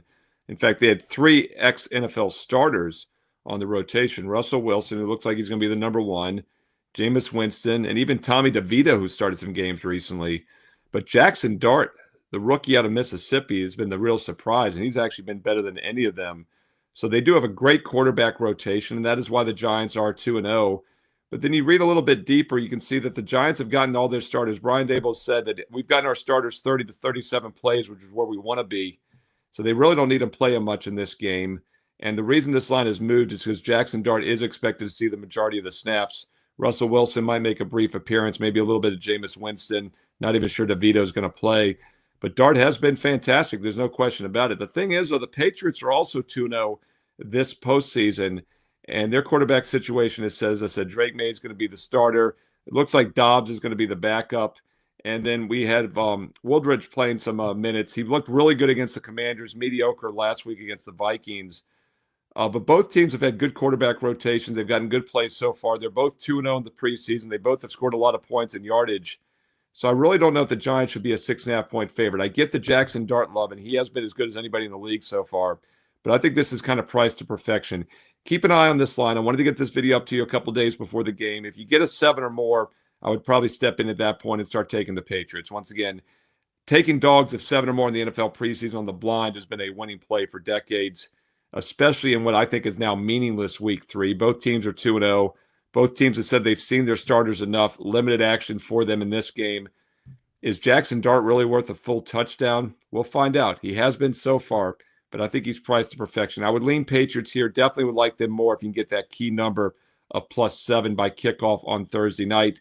6.5's out there, and they're 6.5 juiced already. I do think a 7 might show by kickoff on Thursday.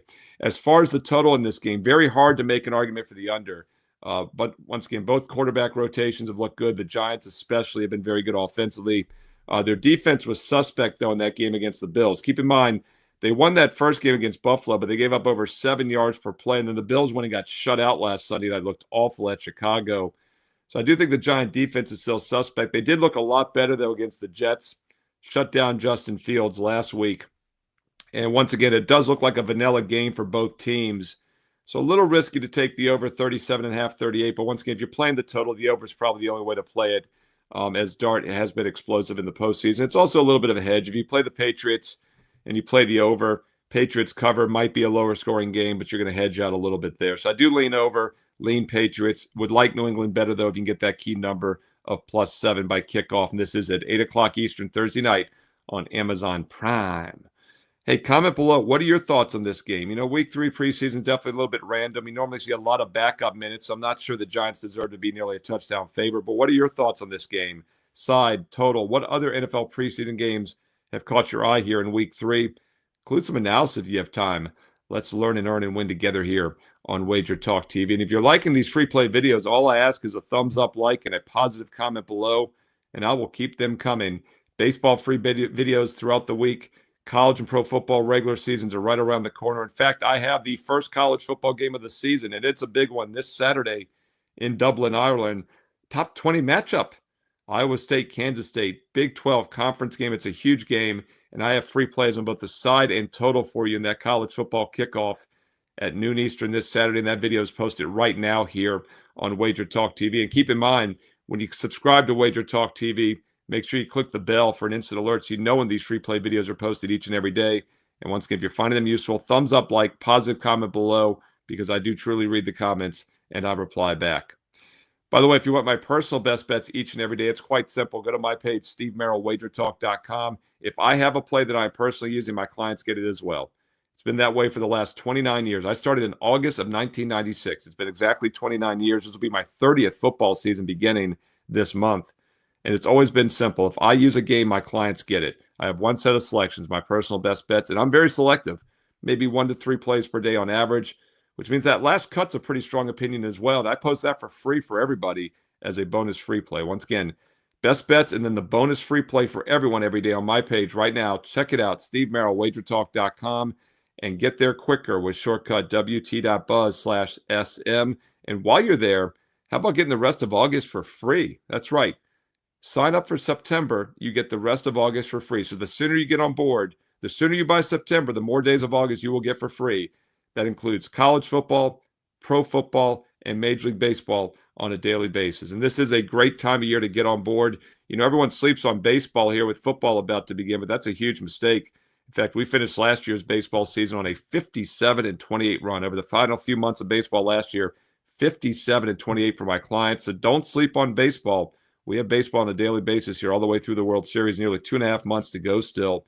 College football started 10-3 last year in September, finished the NFL last year on a monster run, 28-13. Great time to get on board. So yes, by September, get August for free is an awesome special. Or if you're ready to take a long-term consistent investment approach, get all basketball as well. The 1-year all-access pass with promo code SM365 is a great deal. It's an instant $811 discount. You see the details on the screen right there. At checkout, use promo code SM365. You get $811 discount instantly in my 1-year all-access pass, and that'll get this complete college and pro football season coming up, the complete college and pro basketball season coming up, the rest of this year's baseball. Once again, we finished on a 57-28 run last year in baseball at this point, and the whole first half of next year's baseball.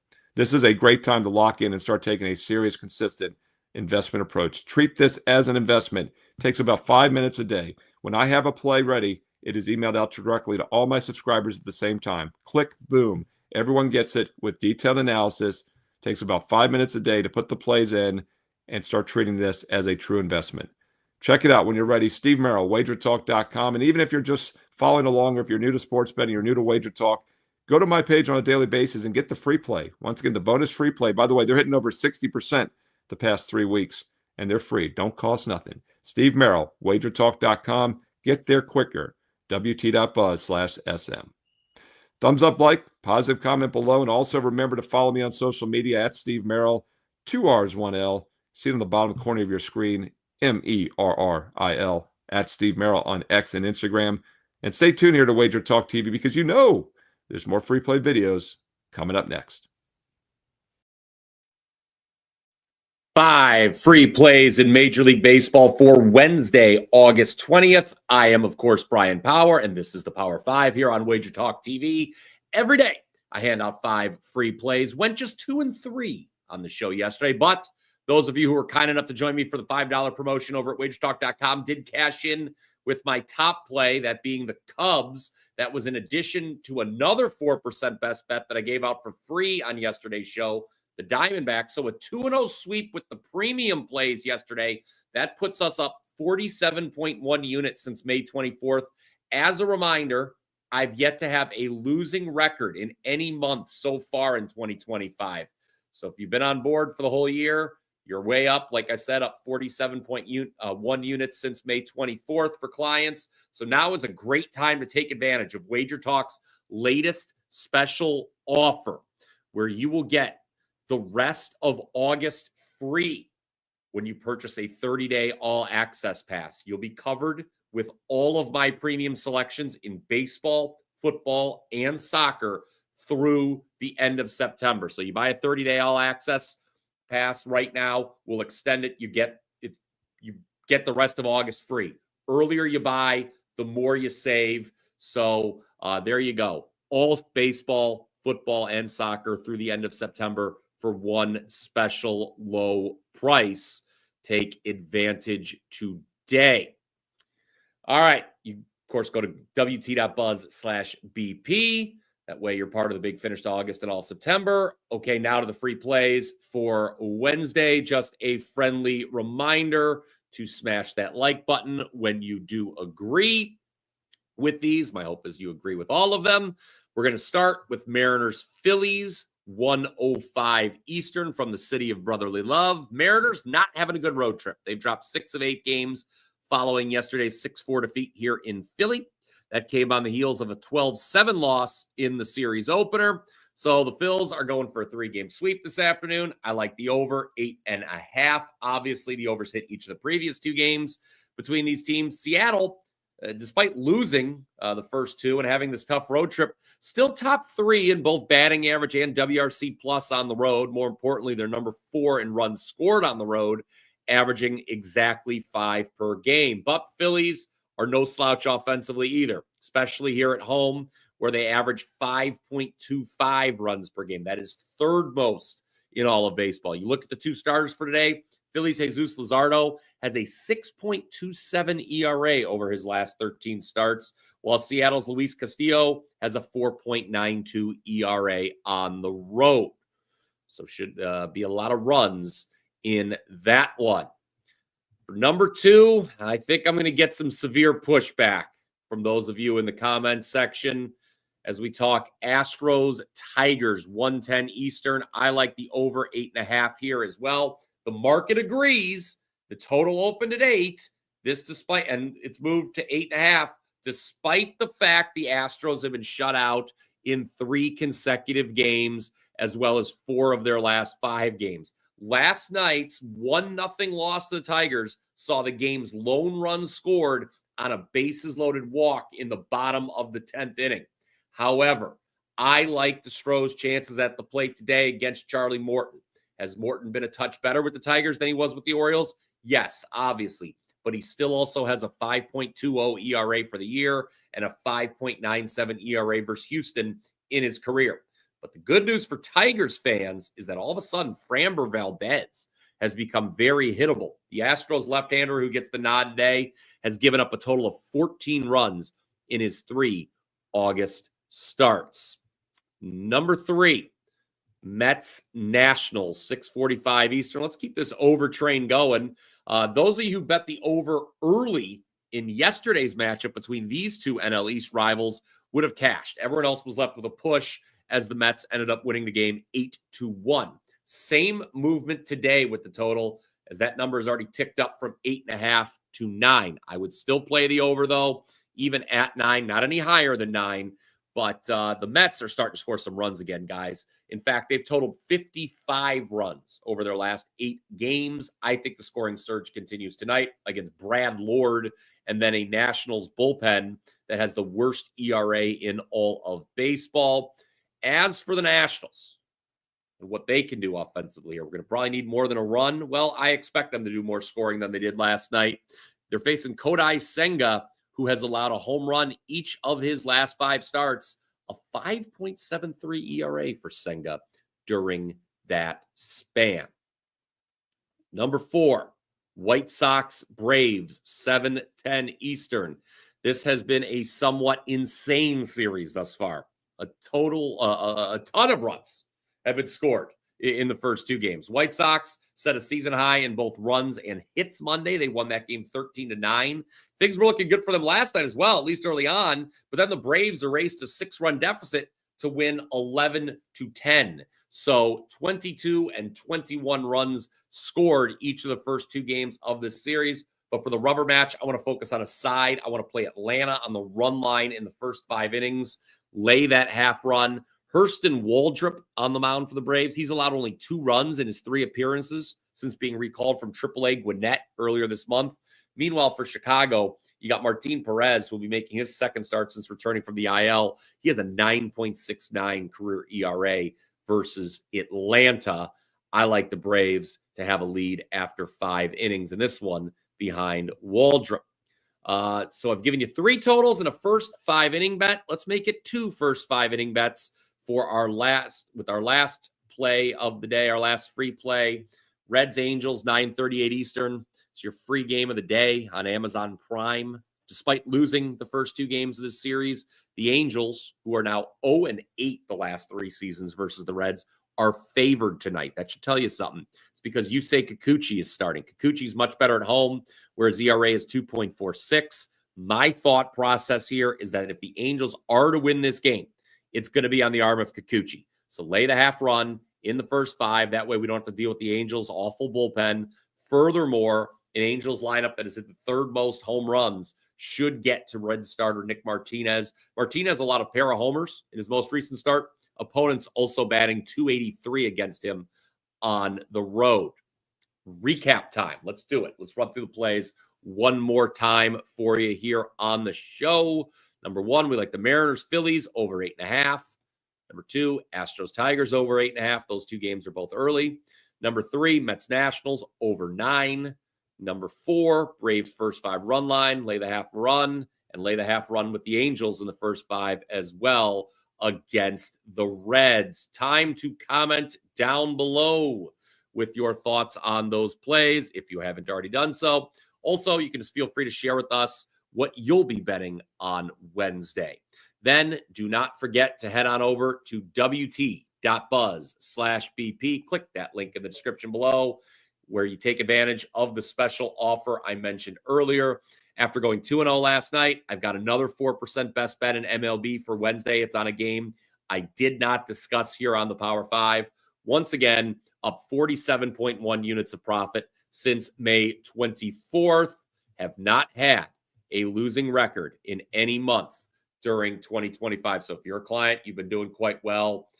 That's going to do it for this edition of the Power 5. Hope you enjoyed it, everybody. If you did, don't forget to both like and subscribe. I'll be back tomorrow, not only with another edition of the Power 5, but also with the debut edition of The Blitz, the very first episode of WagerTalk's new live college football show hosted by me. We'll be taking all of your questions on week 0. I'll be joined by both Ross Benjamin and Ralph Michaels, 2 of the best. Again, we're live at 1 p.m. Eastern tomorrow, immediately following Wager Talk today. Until next time, let's cash some tickets. Hey everyone, I'm Kelly Stewart. Some people call me Kelly in Vegas. You've probably seen me on several media outlets in the past. Currently, I am an owner of WagerTalk.com, home of the largest free sports betting content on the planet. Also dabble in some podcasts here at the Westgate right now, doing the Kelly and Murray show. It's been a really fun run, and we're going to get to know behind the bettor.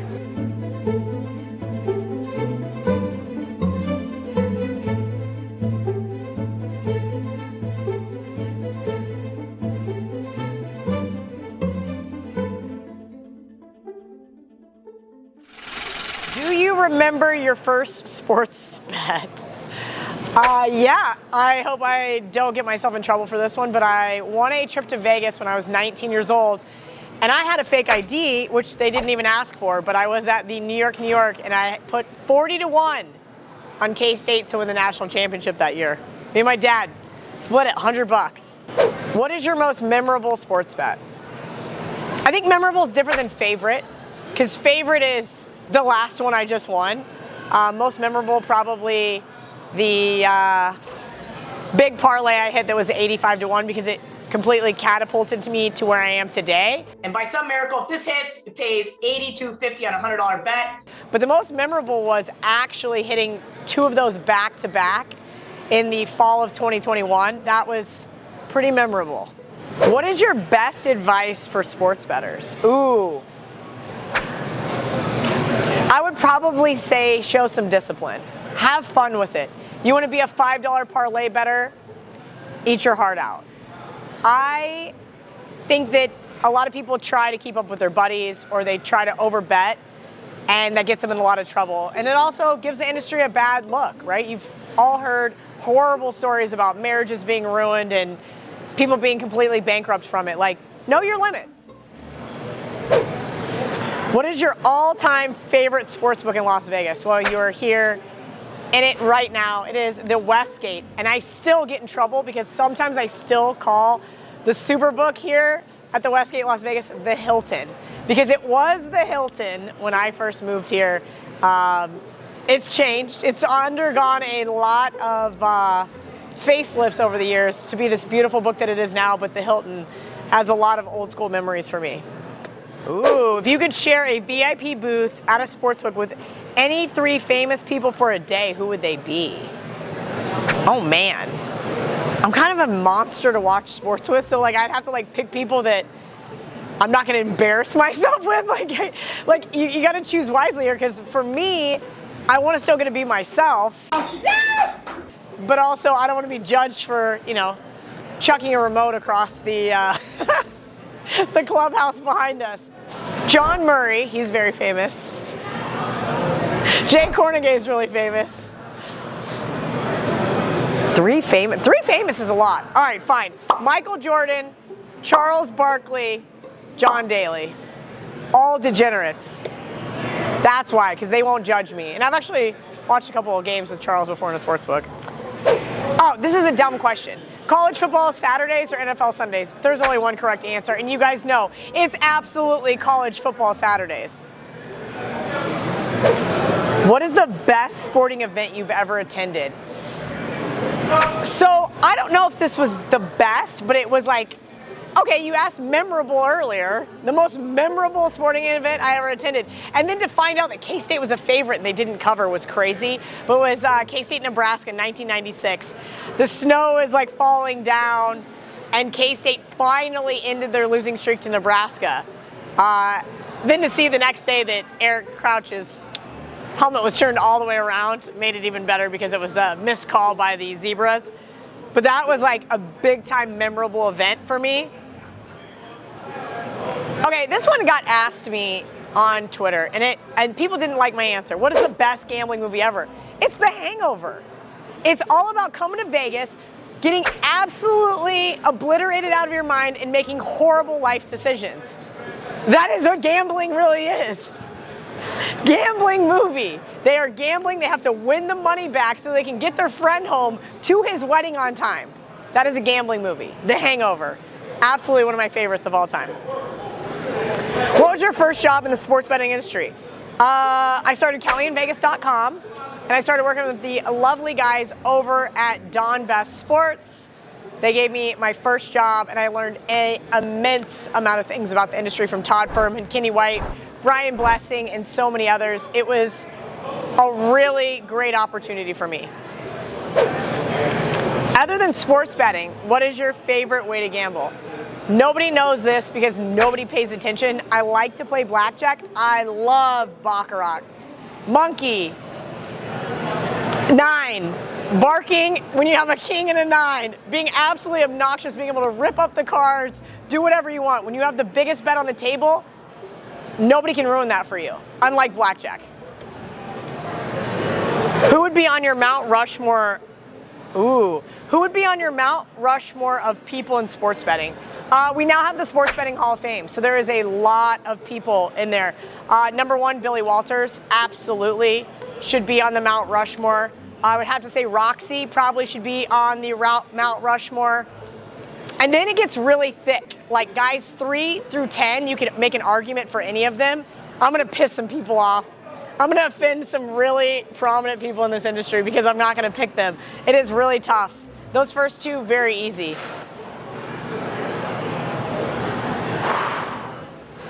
So I mentioned earlier that Don Best was an integral part of my success. There was another side of that. Then I went to work at the Las Vegas Review-Journal, and one of the first bookmakers I met in town was Jimmy Vaccaro.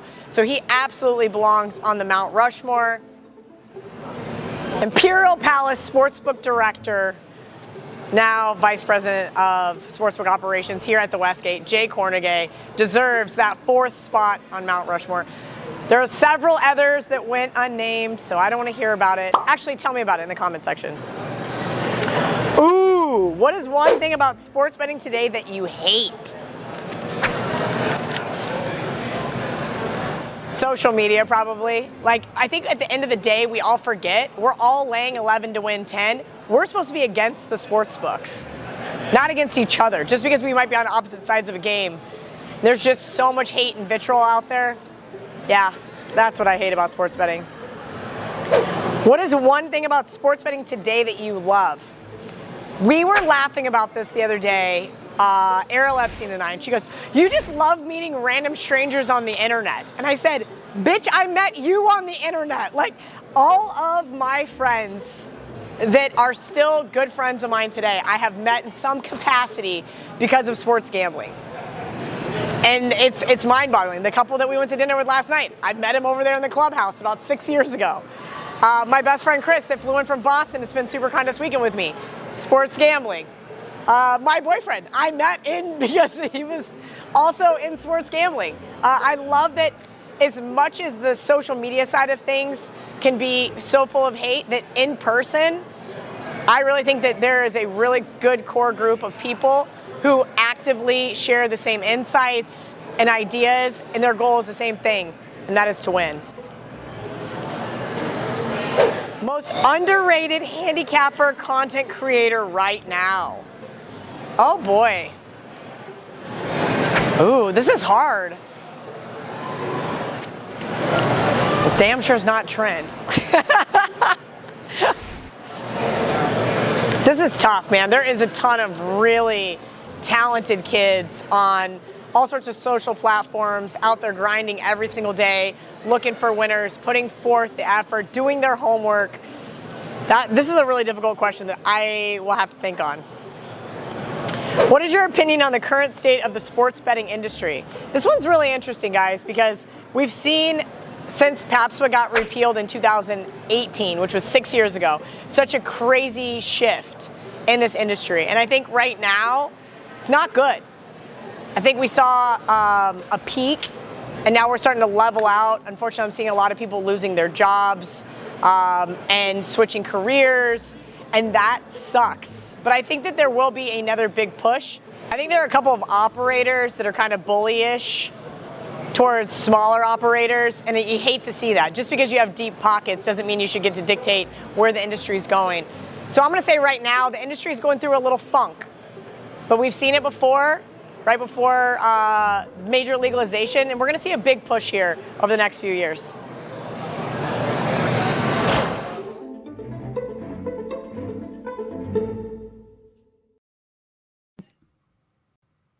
The Tour Championship is here. Welcome, everyone, to Tea Time. I am your host, Andy Lang.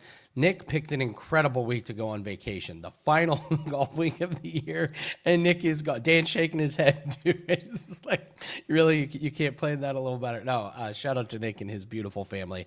I'm sure they're having a blast. So we're going to break down total strokes gained, the course preview, 18th hole ranking, and players that can trip you up, as well as DraftKings darlings. So let's get started. Hit the like button if you really could. We've had a great season here on Tea Time, and much appreciated to you guys. Thank you so much for joining us every week. So let's hit the like button and let's get into it. Let's talk total strokes gained here. I pulled this from Data Golf.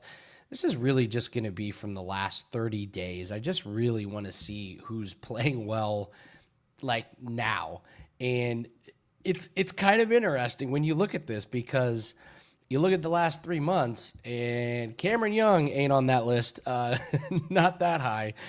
Justin Rose, not on that list. Not that high. So let's break this down. Obviously, Scheffler is going to be your one-away number one. So I guess the question is anybody on here? Can anybody contend? What's the secret sauce here? Well, I think the secret sauce is you got to have a hot putter. So if I'm looking at this list, who am I looking at that can really, really putt well? And one guy that jumps out is Harry Hall, plus 1.72 strokes gained putting. His approach is nowhere near Scheffler, and that's going to hold him back. But if I'm making the case for an underdog to come from behind, maybe it's Harry Hall. Maybe it's Russell Henley, who could do a little bit of everything. That's good. But if I'm looking at upside, I'm looking at putting. Harris English really jumps off the page to me. Ben Griffin is putting the ball really well. Hopefully he doesn't overdose on creatine like he did in the final round. That's a real thing that happened. He drank too much creatine, shot +6, finally calmed down and got back on the winning track. Listen, Scheffler's plus 150 to win this tournament. It makes sense. Tommy Fleetwood, can you really take Tommy Fleetwood to win this? No. Maybe it is someone like Cameron Young who's hot right at the very second. I don't trust McIlroy. I don't trust Abear. I guess the most random guy on here could be J.J. Spawn. J.J. Spawn has the pedigree this year. Multiple wins. He's won on the big stage before. This would not surprise me in the slightest if someone like him, who has shown upside at some of the strangest times, comes alive and gets the win. So Scheffler's the runaway favorite, but if I'm looking at that list and I'm looking at who can come out of nowhere and win, it's a guy like Harry Hall, whose putter can get red hot. It's J.J. Spawn, who can put it all together. Maybe Harris English, maybe Ben Griffin if you're looking for guys outside of the big names. But I think the winner is going to come from this list. I'm ruling out some of the bigger name guys that are way below this list. I can't trust them. So that's your total strokes gained. Let's take a look at the East Lake Golf Club. You guys know this one if you're watching this show. Par 70, 7,500 yards. I think the big thing to note is there's a lot of runoff areas.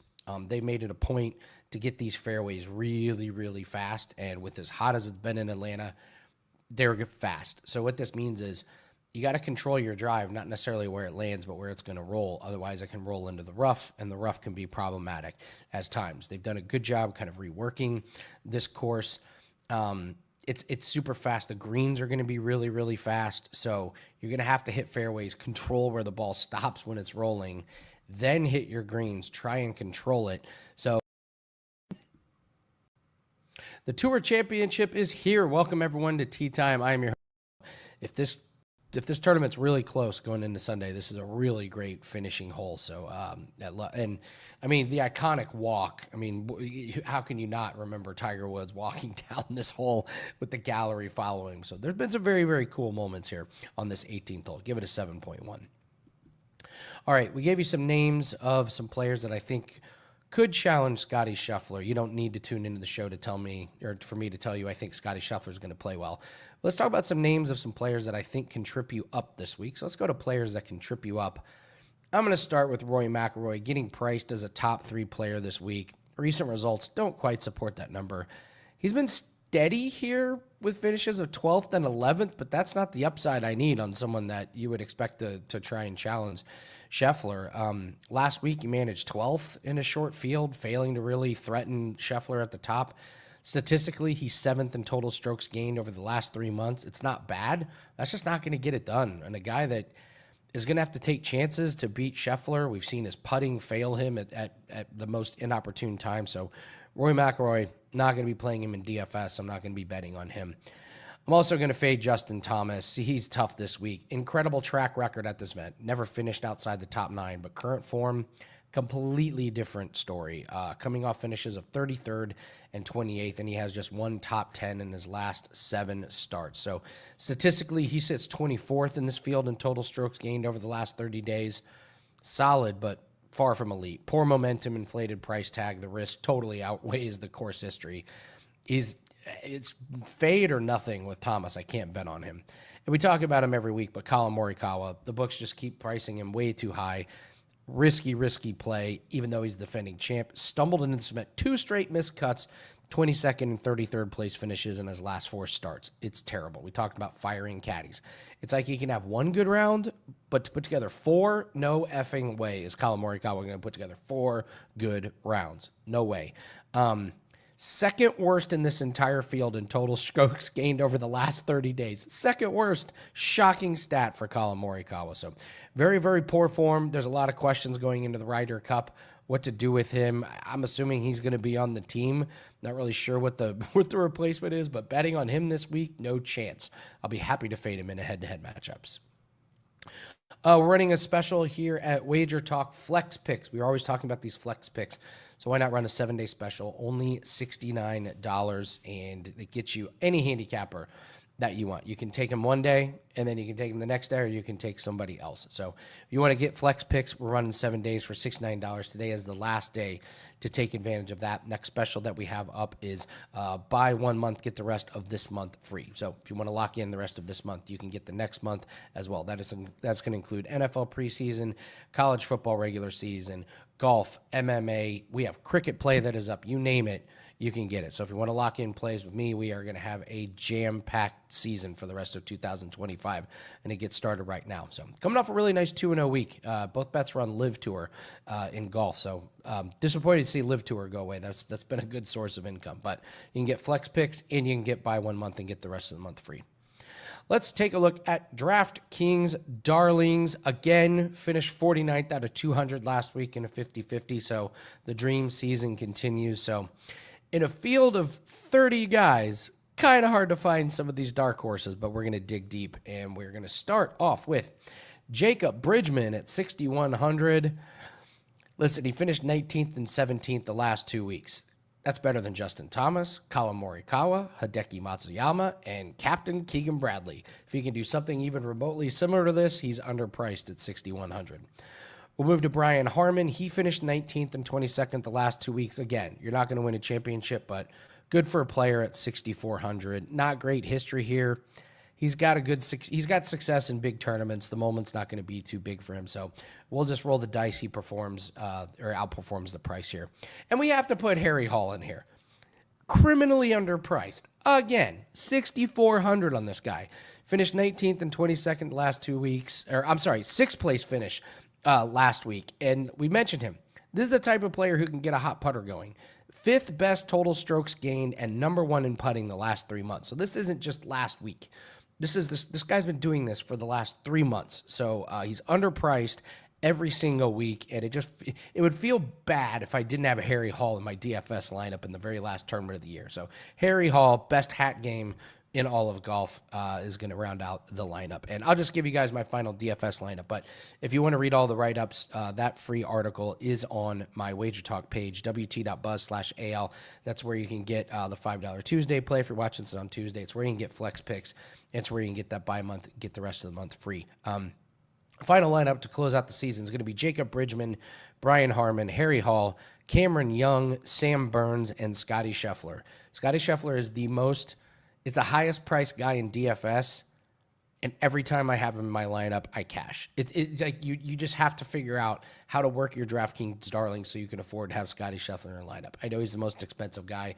Every single time I cash, Scotty Scheffler has been in my lineup. So, all right, guys, that's going to do it for Tea Time for the Tour Championship. Thank you so much. It's been an incredible season. Don't worry, we will have golf picks for the rest of the year. Ryder Cup is coming up. We'll see if we can do a Ryder Cup preview. And if we have any other tournaments that we think noteworthy, there will be content here on the WagerTalk YouTube channel. That's why you should hit the subscribe button, turn on that bell. Make sure you get notified when all of these videos have been released. So leave a comment in the comments section. Tell us who you like. I'm sure there's going to be a lot of Scotty Schefflers in the comments section, but let me know if you think anybody can beat Scheffler this week. If I had to pick a dark horse, it's going to be JJ Spawn or Harry Hall. I'll go with JJ Spawn. We'll see if he can pull the big upset, but it's Scotty or nothing so far in the betting markets. It's plus 150 to win the Tour Championship. So thanks very much for joining us. Hit the like button on the way out. Good luck on your plays. We'll see everyone later. Take care.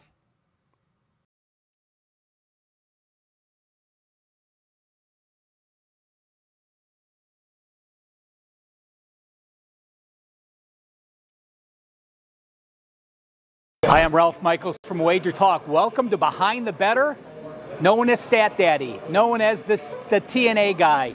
And I'm going to share some questions with you that many of the handicappers of WagerTalk have been going through just to get to know me a little better. Thanks for tuning in.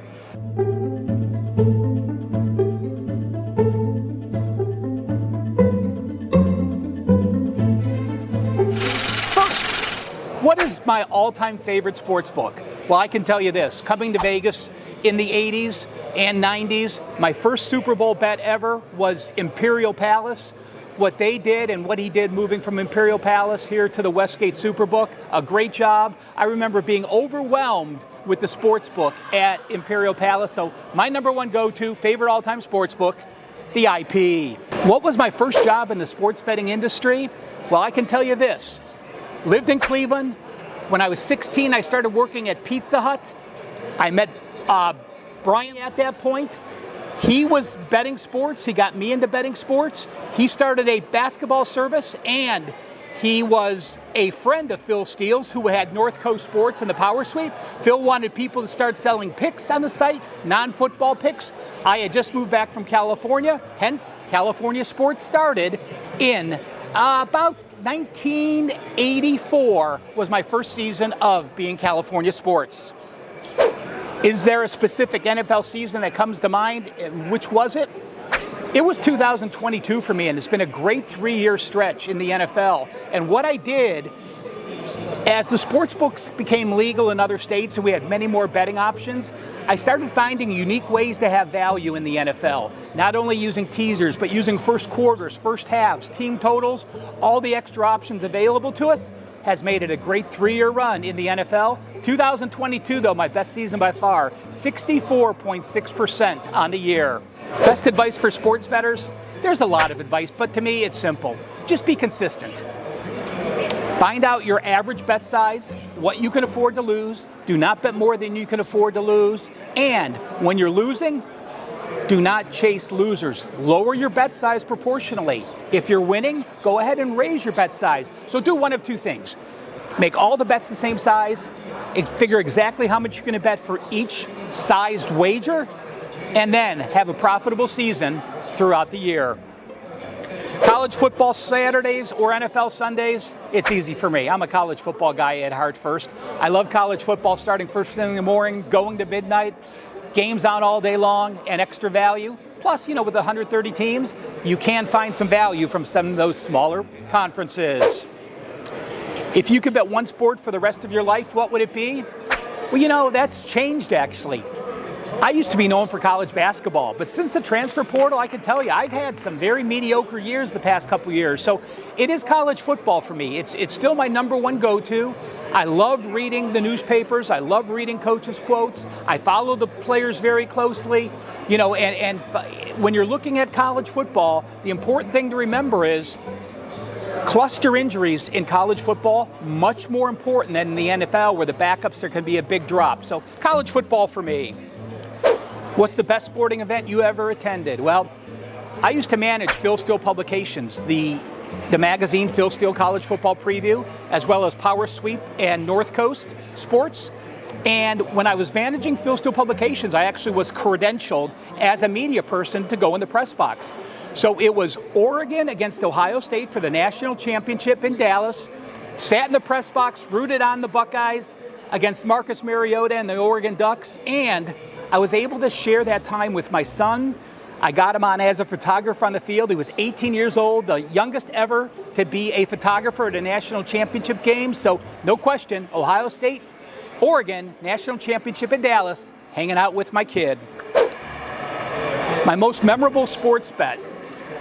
Remember before when I told you to be consistent and don't bet more than you should on any game? Well, when the Colts were playing the Saints in the Super Bowl, I was online the minute they posted those lines, and I bet 4 times my bet size, thinking this line is absolutely going to move, and I was going to middle some back. Well, guess what? It moved the wrong way. I was wrong on the line move. I got stuck with 4 times my bet, but it ended up being a winner. So I made a mistake. We're all going to make mistakes. You just have to learn from them. This one turned out to be fortunate. Who would be on my Mount Rushmore of people in sports betting? Well, again, I've been very fortunate to talk to Billy Walters several times. We've gone out to dinner. To me, he is the pinnacle of setting the bar on what a successful sports bettor can do, the way he manipulates the market. To me, he's number one. Roxy, again, I'd never met Roxy, but as far as learning what he's done, has to be on the list. And I'm going to go contemporary for two guys. You know, Jim Feist used to, as big as anyone in the industry, but what I appreciate from Jim is that the way he started the pro line on TV, the way he brought sports betting into the mainstream, and then my fourth person on my Mount Rushmore and a good friend, may he rest in peace, Dave Koken. I used to do radio with Dave on ESPN here in Vegas 2 or 3 times a week, and I'll tell you what, at his age, I've never met anyone as sharp as him. I would take notes and bring my laptop in and try to figure out what we're going to talk about to come up with some interesting info. Dave, off the top of his head, never brought in a note, never brought in a laptop, knew every team, every player, every situation, a remarkable mind. We miss you, Dave, very much, but you are on my Mount Rushmore of sports betting. Do you remember a day most profitable you in sports betting? Well, this is sort of a repeat. It's that Super Bowl game I told you, the Colts and the Saints. So to me, again, it was a mistake. Ended up being one of those makes that you remembered for a positive reason. What's the best gambling movie ever?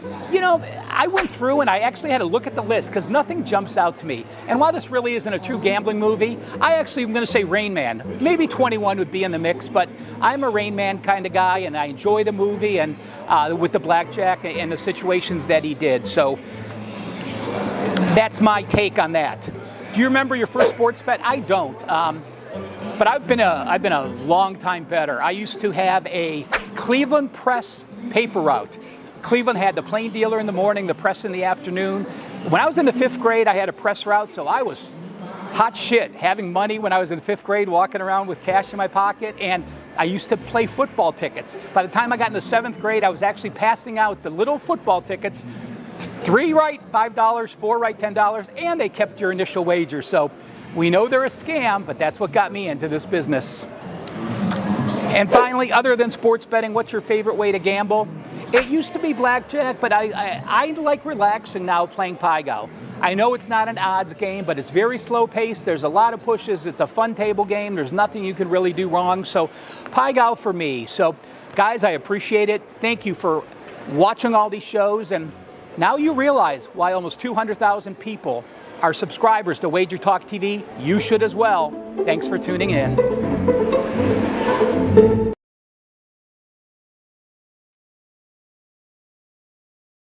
Well, we lost a free play. Now 8-2 the last 10 days. I'll have another one for you in just a minute. Get back on the winning streak. I am Ralph Michaels. This is the WagerTalk First Inning Report for Wednesday, August the 20th.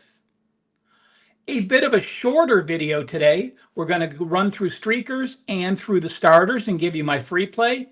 Making you a better bettor. The database I use has been down since last night, so can't bring you that information. But let's get started. The streaks are amazing, guys.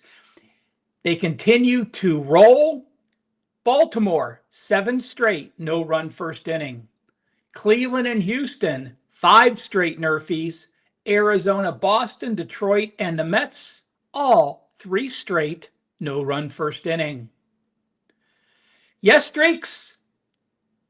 The Angels hit 10 straight yes run first inning for the Halos.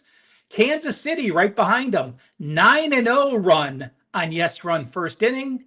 And San Diego a ways back, but Phil, 4 straight your fees.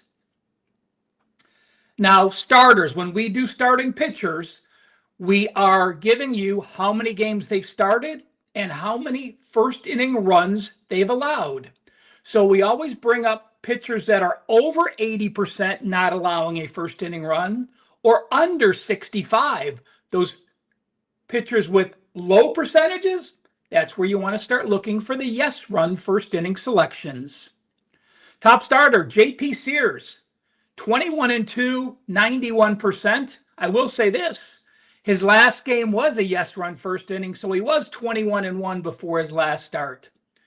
Castillo, 22-3, 88%. Cameron, 15-2, 88%. And Lord, 11 starts, 82%, without allowing a first inning run. On the flip side, those starters under 65%. Schitler, 6 starts. He's allowed a first inning run 4 times, so a 33% record. Gordon, 8 starts, 38%. He's on this list, as is almost every Colorado starter every day. Ginn, 56%, 9 starts, allowed a first inning run 4 times. Kikuchi, 62%, and Mizorowski, 63%, 8 starts. He's allowed a first inning run 3 times. Again, we're going to skip making you a better today. Hopefully the database is up overnight and we have some great information for you tomorrow.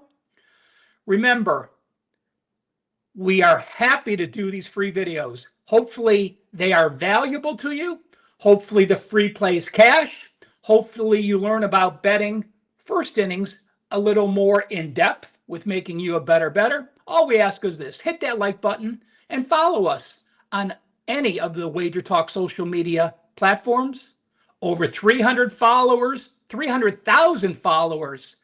are in the WagerTalk family. You should be one as well. And remember, football around the corner for the rest of August. Anytime you come to WagerTalk and want to purchase my daily package, you can save 33% with the coupon code 33RM. That's for 33 Ralph Michaels.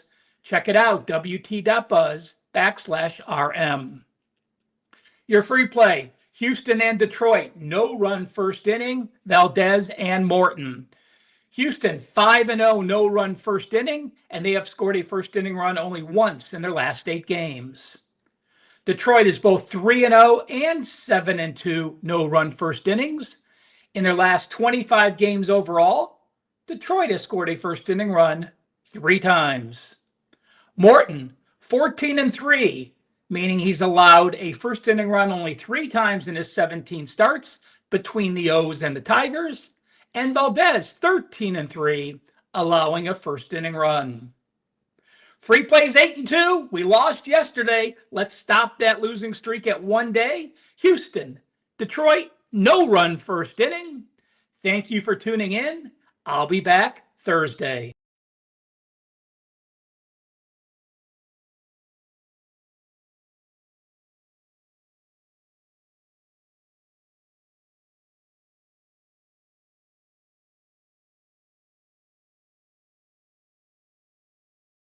The ever-hated Steve Fezzik joins us.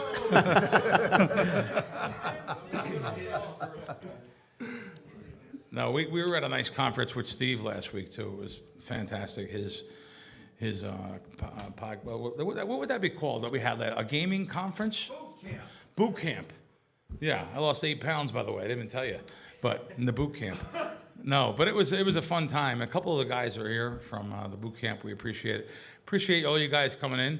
And we have a couple good guests that we're also going to have on today. We're trying to get this all in less than an hour. And we should, though. It's no problem. Randy McKay, professional bettor. Myself, professional bettor, podcaster. John, big podcaster. John is John Orlando. His dad is Tony Orlando. There's probably no one old enough in the room to know what Tony is. Yeah, Spooky knows. Sorry. I thought it is what it is. I know you would know, but there's a lot of younger people. Crack. I thought for sure when you said Randy, professional gambler, you're professional. I thought you were going to say professional degenerate. I thought for sure that's where you were headed. I'll tell you why the show works so well, and I think why we get so many views and comments and people. John, you're a rarity in the business. Now listen, I host a nationwide Fox show on 512 networks. I have a co-host and I have another co-host. One played in the NFL. I was planning for him to be that setup guy, and Fox told me, yeah, Crack, pick on him. He's a gambler. The first week, he was like, you can't say this stuff to me. So, I mean, I love doing the show. It's a nationwide show. I'm totally blessed, that someone will come to... The one that I'm not on. It's great. You would be great on it with me. And only because John admits, I'm not... I don't want to embarrass you in front of anyone. It's okay. Don't touch me. No, but John admits to being, he likes to gamble. He likes parlays are the way to go, right? That's correct. Yeah, yeah. Parlays. 100%. And he's very honest though, and he's I not hit fooling one around. once. No, he's not fooling around. He loves to gamble, and gambling loves him. And and he admits it, and it works well together. You know, Randy comes on football season, gives out his, let's face it, we've made a lot of money in our career gambling, besides what the dark Twitter trolls say. But we've made a lot of money gambling, Randy, you and I, even over the years together. With different things, and I never ever talked about this, and how can I hit you with this cold without asking you ahead of time? So we won $490,000 together at the M contest. That really set our contest streak going. That was the last 100,000 buy-in. This will be the newest 100,000 buy-in, the Grandissimo. Yeah, which I didn't tell anyone that we were getting in. I didn't tell anyone yet. I just, because it's not me to say, oh yeah, I'm coming in with a partnership. I'm not spending $100,000. Me as well. Yeah. Also, you told me not to say something back then. Can we talk about DraftKings now? Yeah, sure can. Okay. Back then you were like, no, don't tell no one we won that. So we won a lot of money in the DraftKings contest because of the overlay situation they had. I've never told anyone publicly. Go ahead. Yeah, so you're talking about the weekend one or the 50,000 buy-in? The 50,000 buy-in, which there was going to be. What was the guarantee? So the guarantee on that one, I believe. Trying to remember now. Whatever it was, there was an overlay. Yeah, there were two people short of the overlay, so like $100,000 added. But it was 6 the day of the. We weren't going to enter. It was 6 with an hour to go. 4 people entered. And it was kind of inconvenient because you had to be in a DraftKings state, couldn't use a proxy. They had a lot of rules on that. In fact, one of my friends, he got not in that contest, but another one, he got disqualified because they tracked his location and disqualified him, but that's why you didn't want it, because I was like, DraftKings is really strict on, and same thing with FanDuel. They're pretty strict on location and making sure where you're betting from, and if you're betting from the same house. I talked about on VSiN a couple weeks ago. There's a group that reached out to me that's owed hundreds of thousands of dollars, and the one guy is down like $200,000 in his account. And he won back 120, still down 80,000 overall, and they're not paying him the 120,000. That's just so dirty. They're saying, no, well, you won the money with these other guys, and like I said, his account was 200,000 down. I have no stake in the game, so people were coming at me. But it's amazing. Out of the 100 and some comments on Twitter, about 20 of them stuck up for the sports book. They said, crazy. Well, of course you're not allowed to bet the same game together on a Telegram chat. Well. What if I give out a game, Steve gives out a game? What if you give out a game and everyone bets it together in unison? $100, $200, $500. Yes, in the terms and conditions, these big sports books do not have to pay you if they don't want to. But the bane of my existence will be to go after them. And I don't care if they sponsor my show or I'm still going after them, throw me off air. I'm sticking up for helping the public get their money. And that's another instance where they're trying to reinvent the wheel when the wheel's already made there. So I disagree with it as well. So I have a breaking thing that I'm not going to mention the name again, but you probably know. So I have a lot of family in the Bronx, and they go to Yonkers, which I've only been there once. Well, it's funny, I lived 13 minutes from the place. I went one time when I was a kid. My parents didn't want me around gambling. Sorry, Mom and Dad. Yeah, I had an old-fashioned Hungarian Jewish father, Italian mother. They did not want me, please don't. And of course, my mother's family corrupted everyone, my father, everybody. Was that during Son of Sam?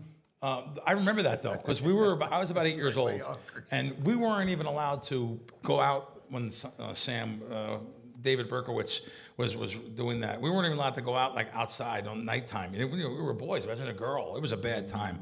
But anyway, there's the Yonkers Casino. Anyone been there? I haven't been there. There's a Yonkers Casino now in Yonkers at that dump of a racetrack. They're taking $25,000 a hand virtually because there's no dealers. And one of the biggest NBA players was next to my cousins, and he's taking the video and showing me the video. I said, you can't do that. I'm not going to show that nowhere. One of the biggest NBA players in the world. You all know him. He's killing me right now. He's worth over $100 million. And what does his last name rhyme with? He lost $1 million last week. And my cousin Chris, he works in the Bronx Zoo, 33 years, good kid. He's taking the video and he's saying, "Cousin Billy, do you believe this? He's betting 25." And he's showing me the thing, and I'm like, I can never rat the guy out, but he lost $1 million. Yeah, he was up 200,000, lost $1 million that night. I didn't know you can lose $1 million on a video blackjack game, but that's unbelievable, isn't it? I mean, listen, I love Barkley, but I mean, Is it really? Yeah. Wow. Yeah. Wow. By the way, on a serious note, though, I love Charles Barkley. I think Charles Barkley, I was with him one day. He said, "How many guys you got to valet?"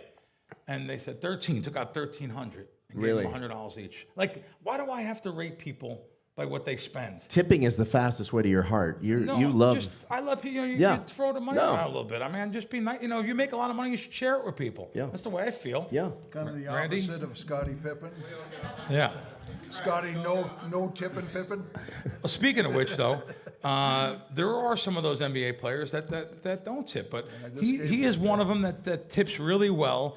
I've been around a couple guys that really tip really well, famous people, and the opposite is for, like, my buddy had a big golf event and charity event put together, and like Tiger Woods, like, how can you not take care of people? And you know who he had a restaurant in L.A. Comped the meal. He said, "Tiger meal's comped. Don't worry about it. The bill was $1,300. Doesn't tip the waiters. Nothing. God, it's crazy. I just don't get it. Like, he gave me. He was planning he comes to his restaurant. It's Mastro's, Beverly Hills. You know who it is. Yep. Like, you get a free comp meal at Mastro's, Tiger. You can't pay the tip. Anyway, I usually don't name names. Sorry, I just named a couple names. It just happens. But listen. John has been giving out a couple. If you guys watch our podcast, we're on YouTube every week. John has been giving out a couple UFC guys.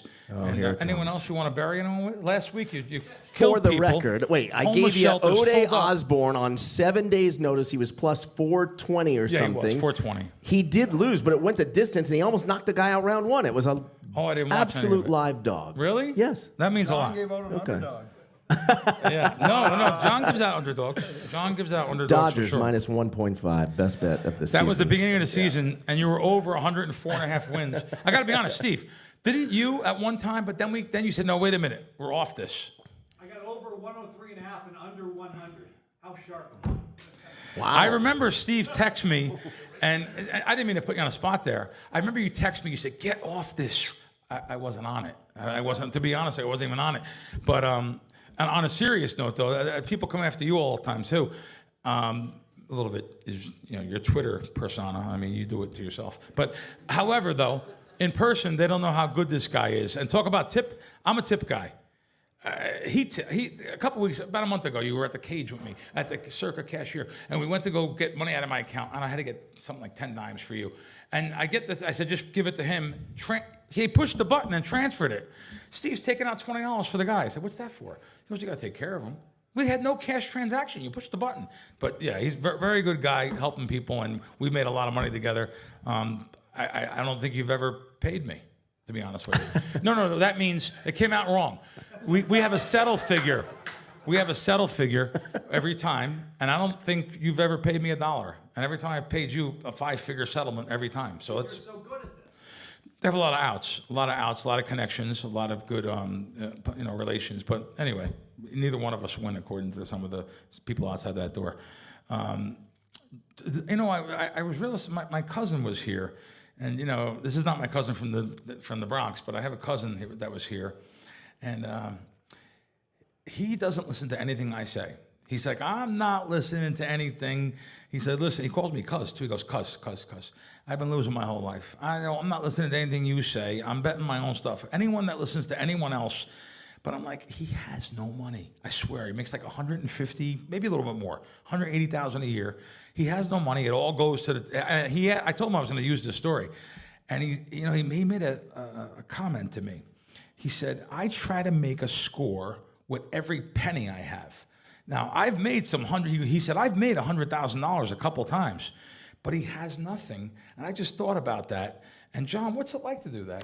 No. I was wondering where you were going. No, I mean, it's amazing though, Joe Public, on a serious note, I don't think like that, but let me tell you something. Bill Krackomberger was a big loser way before I was a winner. I was a little degen. You know, I'm growing up in Monmouth County, New Jersey. I used to come down before I lived in Monmouth County, about 45 minutes out of Manhattan. I used to come down every weekend to work at my aunt and uncle's pizza stand. I was a little degenerate with my buddies. 12, 13, 14, 15. My parents didn't even know. I was a little degen. We played even though my cousin was teaching card counting and he was teaching you how to, just keep track of two things, aces and fives. It's one deck, Bill, 4 aces, 4 fives, and they dealt to the bottom. So you can picture on the boardwalk when the business closed, all the games of chance, the wheels, they used to be called Skillo, and the different games of chance, they all came to the pizza stand and gambled. And they would deal head-to-head blackjack down to the bottom. So he taught me a lot of things, but yet I would blow the money at Monmouth Racetrack. I would take a bus from my little town in Kingsburg, take a bus to Long Branch, from Long Branch to Eatontown, and I blow all the money. I was a total sucker until one day I got a call from somebody in jail from Scranton, Pennsylvania, and he called me up and said, hey, he was just in jail for a stupid little thing, but he found out something in Atlantic City about a blackjack machine. He didn't know much, but he said, there's a blackjack machine in Atlantic City at the Golden Nugget. This is not the Golden Nugget that's there now. This is the old Golden Nugget, which then became Bally's Grand, the Hilton, and the Atlantic. I think it closed as the Atlantic. And I go in there at 2 a.m. I'm working 2 jobs, by the way, at the time. I think I was selling cemetery plots at the time. Imagine mausoleums and cemetery plots and doing radio sales in the daytime. I'm like 22, 23 years old. And I go down there and the guy next to me, there just happens that there's 12 machines. They're all full. And just an old man got up. God let the old man get up. That's all I can tell you. Sitting in that seat, the guy next to me changed my life. I would never be here today if it wasn't for that guy. And he was the head of the card count team at resorts in Atlantic City. But by night, he was counting cards, looking for edges, doing things around 1993. And he actually said to me, there wasn't tickets in and out at the time. The Tito's were not there. You had to go, you put a $100 bill in and you get these dollar coins. They're about this big. They used to sell them in a roll of 20 or 40. Fat, you're old enough for this, right? You know, the rolls of coins. Oh, by the way, what a video last night I seen of you. I'll talk about that later. I had no idea this stuff happened. That's why, I mean, I can't believe you got in here with a gun. Okay, so anyway, so these rolls of coins, he says to me, he goes, hey, he's 6'6". Hey, sir, can you buy, do you know Tall Frank? Yeah. Oh, wow. Yeah, I remember. He says, can you buy a roll of tokens from me? And I'm looking up at Lurch. I mean, he's so big. And I'm like, sure. And I still don't know why. And I get the coins and I'm putting them in, but I'm watching to see what he's doing. And I realized this, you could put the dollar in, $1. And there was a surrender button that gave you back the $1. So if you didn't like your hand, start over.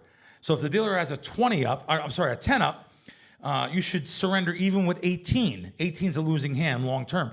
So you get your $1 back, and I'm doing it with him, and he's like, oh, we want to fill the hopper. We don't want the slot attendants coming over with bags of coins. They'll know we're doing something. I don't even know what we're doing, but he's that super smart. He's not really street smart. I love Frank, but he's not like, he's talking to me like I know what he's talking about. And if anyone knows what surrender is, you get 50% of your bet back. This machine gave you the whole $1 back. It may not sound like a lot, but here I am, 22 years old. I got maybe $2-3 grand in the bank. I came down there with $500, and I made $6,000 that night. Wow. And I never looked back. Quit the jobs. Frank and I became partners in sports the next 10 years.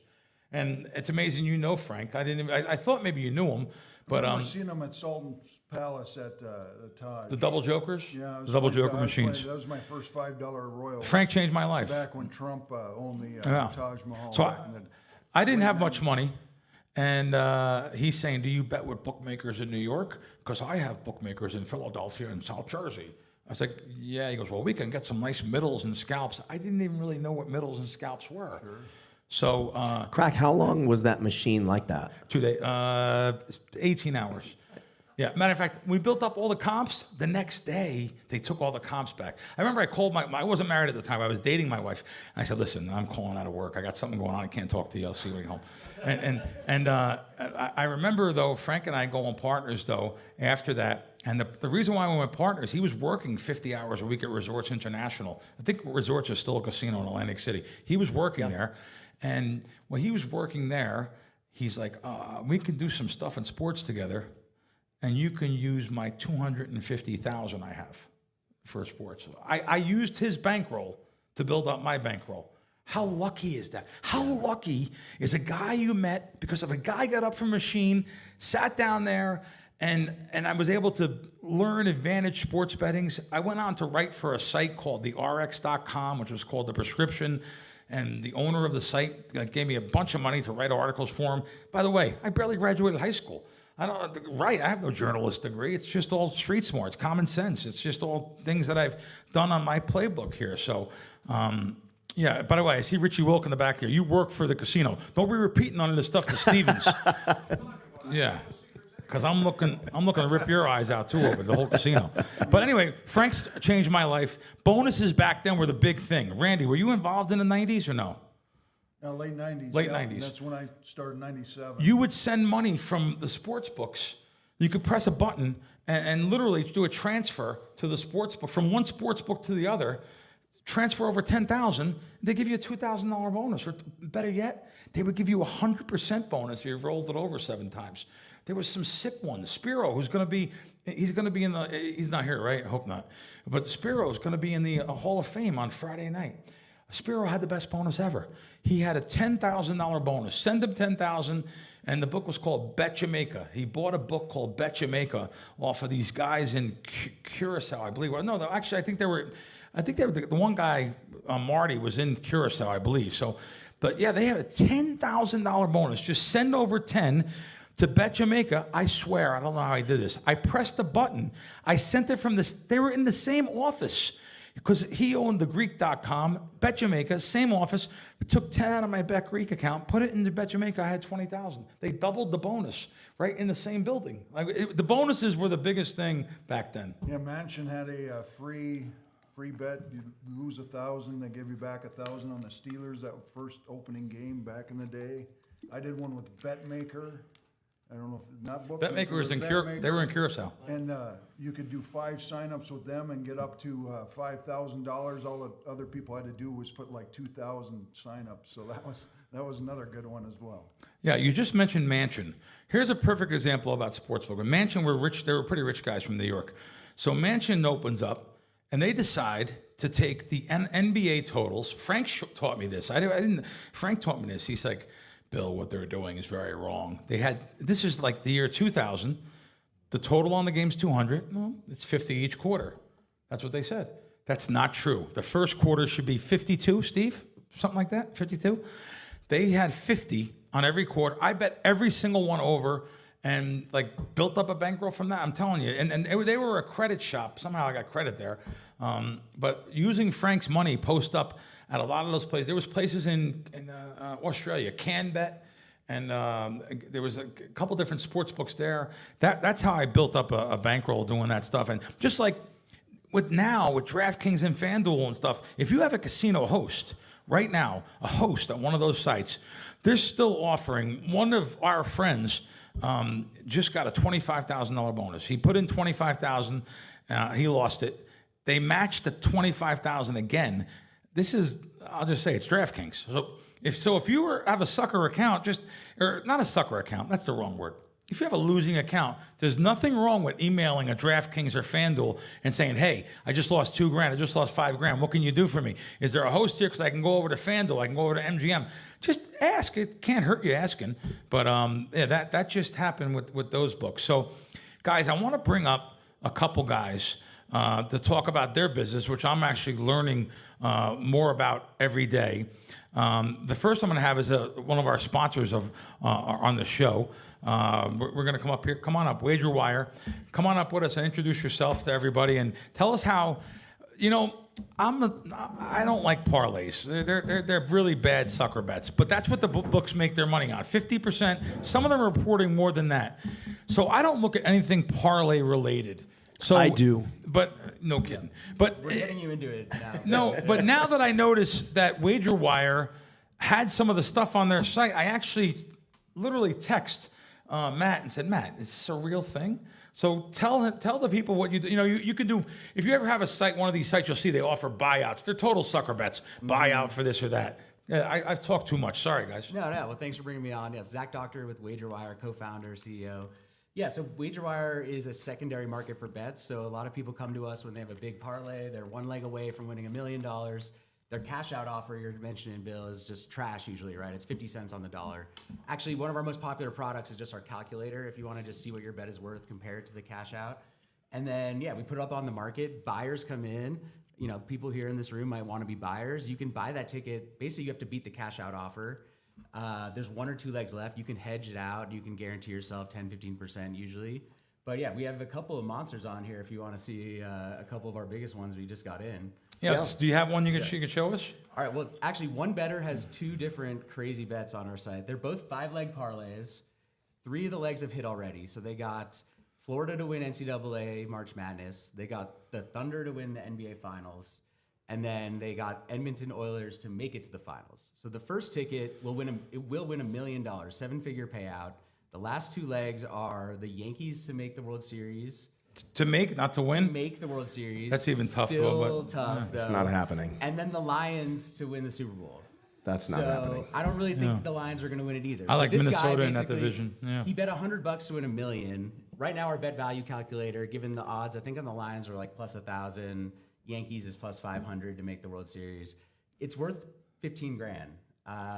And so a lot of times these guys don't have the capital to hedge it. You know, they're facing a decision where that could be life-changing money to somebody and they don't have really any out. So what WagerWire does, you know, we do more than just the secondary market too. We're really just trying to help you after the bet is placed, get the most value out of it. But the same guy has another one with the same 3 legs hit. This one will win $555,000, but it has the Lions still as the winner, as the Super Bowl winner. But the other leg, instead of the Yankees, it's Dodgers to win the World Series. Now we're talking. Yeah, John, you should buy this one. This one's worth about $11,000. As long as the Dodgers win it, you're in the money. You could sell the Lions leg before it's over.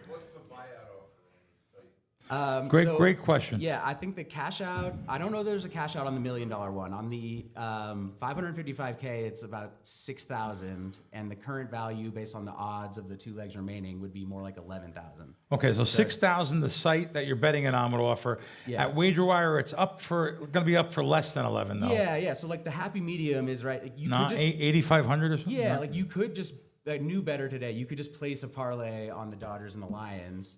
So that's kind of the ceiling of what it could trade for, right? Because otherwise, why would you buy it from this guy? You just place a new one. But then, so in between those 2 prices of basically laying 12K would be the placing it at the sports book versus the cash out price is kind of the floor you have to beat. So there's a big window, you know, it's 40% margin in there in between basically. So WagerWire lives in that middle ground where it's a win-win on both sides. A lot of times our buyers will just buy that and hedge it out. Sometimes they'll, you know, be willing to take some positional risk on the other side. But I think, John, you should buy that Dodgers one. That one feels right up your alley. It is right up my alley. Tell him, please. The Lions, like, what do you guys think? I mean, yeah. Lions, that's not happening. That's going to be tough, right? No, yeah. It's not happening. Because that you've already got the 3 legs in, and the 2 remaining legs got a couple months apart from each other. Mm-hmm. And if it pays $1 million, you could bet just 100,000 against the first. There could be some hedging. Right. If you lose that, you can still bet 200,000 against the next one. You're either going to win $1 million or out 300. And if you win the first one, you already cashed for 100. You know, Steve, I was on air doing a podcast with them and brought their thing up with John. When the podcast was over, I said, wait a minute, I'm not reading right. We're off air now. I called them. I said, listen, the mat's not right here. Something's wrong. You're telling me this. I said, I could lock up like $6,000 right now by buying this. And they actually said yes. So I'm surprised they didn't have someone in there, you know, like trying to, I mean, some of the value is sometimes people don't even know the bids, the offers they put up. I don't look at anything parlay related. This opened my eyes to that a little bit. And thanks for your question though, Steve. Steve, by the way, Steve Diano, one of the sharpest guys in the business for years. Fats was one of the sharpest guys. He's been around every single major syndicate. I hope I'm allowed to say this. You know, and in and out of jail. I mean, it is what it is. We're all friends. No, but Steve's very sharp. I remember World Series. Oh, yeah. Many years. Poker. You want to get a Raz game going, and Steve is trying to get that. And Raz guys that game are trying to get Raz games going, Got a usually they're question in the the back, smarter too, ones. I seen a hand. Hi. Somebody bet this in their DraftKings account, right? So now they're going to sell it there. Now DraftKings is going to go, well, we're not going to pay this guy because he never placed the bet. So, we work with DraftKings. We're actually talking about that. We have an integrated white label version of this that we're pitching them to actually plug right in as a feature in their app. So yeah, we've never had any problem with them trying to avoid something because it was traded. Like the bet stays in the seller's account, and then it doesn't actually move unless we're integrated with them. So it's really like DraftKings is kind of none the wiser for when it trades when we're not plugged in. But yeah, so we're trying to get this plugged in with them so it could be real-time settlement, instant transfer, the payout. That makes it a lot cleaner for taxes and everything else too. But we can facilitate it outside of the system as well. Do you have a hard time dealing with these guys with their fancy college degrees that have no common sense? No, I'm not saying DraftKings. In general, all of them, though, they're marketing guys. They're guys that never gambled in their life. I said it already. If I had a sports book or if I had a casino, if I was a casino owner, I would never hire anyone who didn't know what it is to lose a paycheck. I want my employees to know what it is to gamble and what it is to feel like that, sucker or something. You have a hard time getting to them? Every casino has levels where they pay people to say no. Right, so you don't get to, let's say, I'll use here. So, Derek's so hands-on, I can't really use here. Let's use a corporation. Let's use a Caesars. So you can't get to the guy at Caesars up top because he has many levels below him. And those people, they're petrified to make any decisions that's going to cost them their jobs. They want to just steal their paycheck and go home. And they don't want to be asked any questions. God, don't ask me a question today that I can get fired. Amen. No. So do you have a hard time getting to the right person at a DraftKings, FanDuel, all these big companies?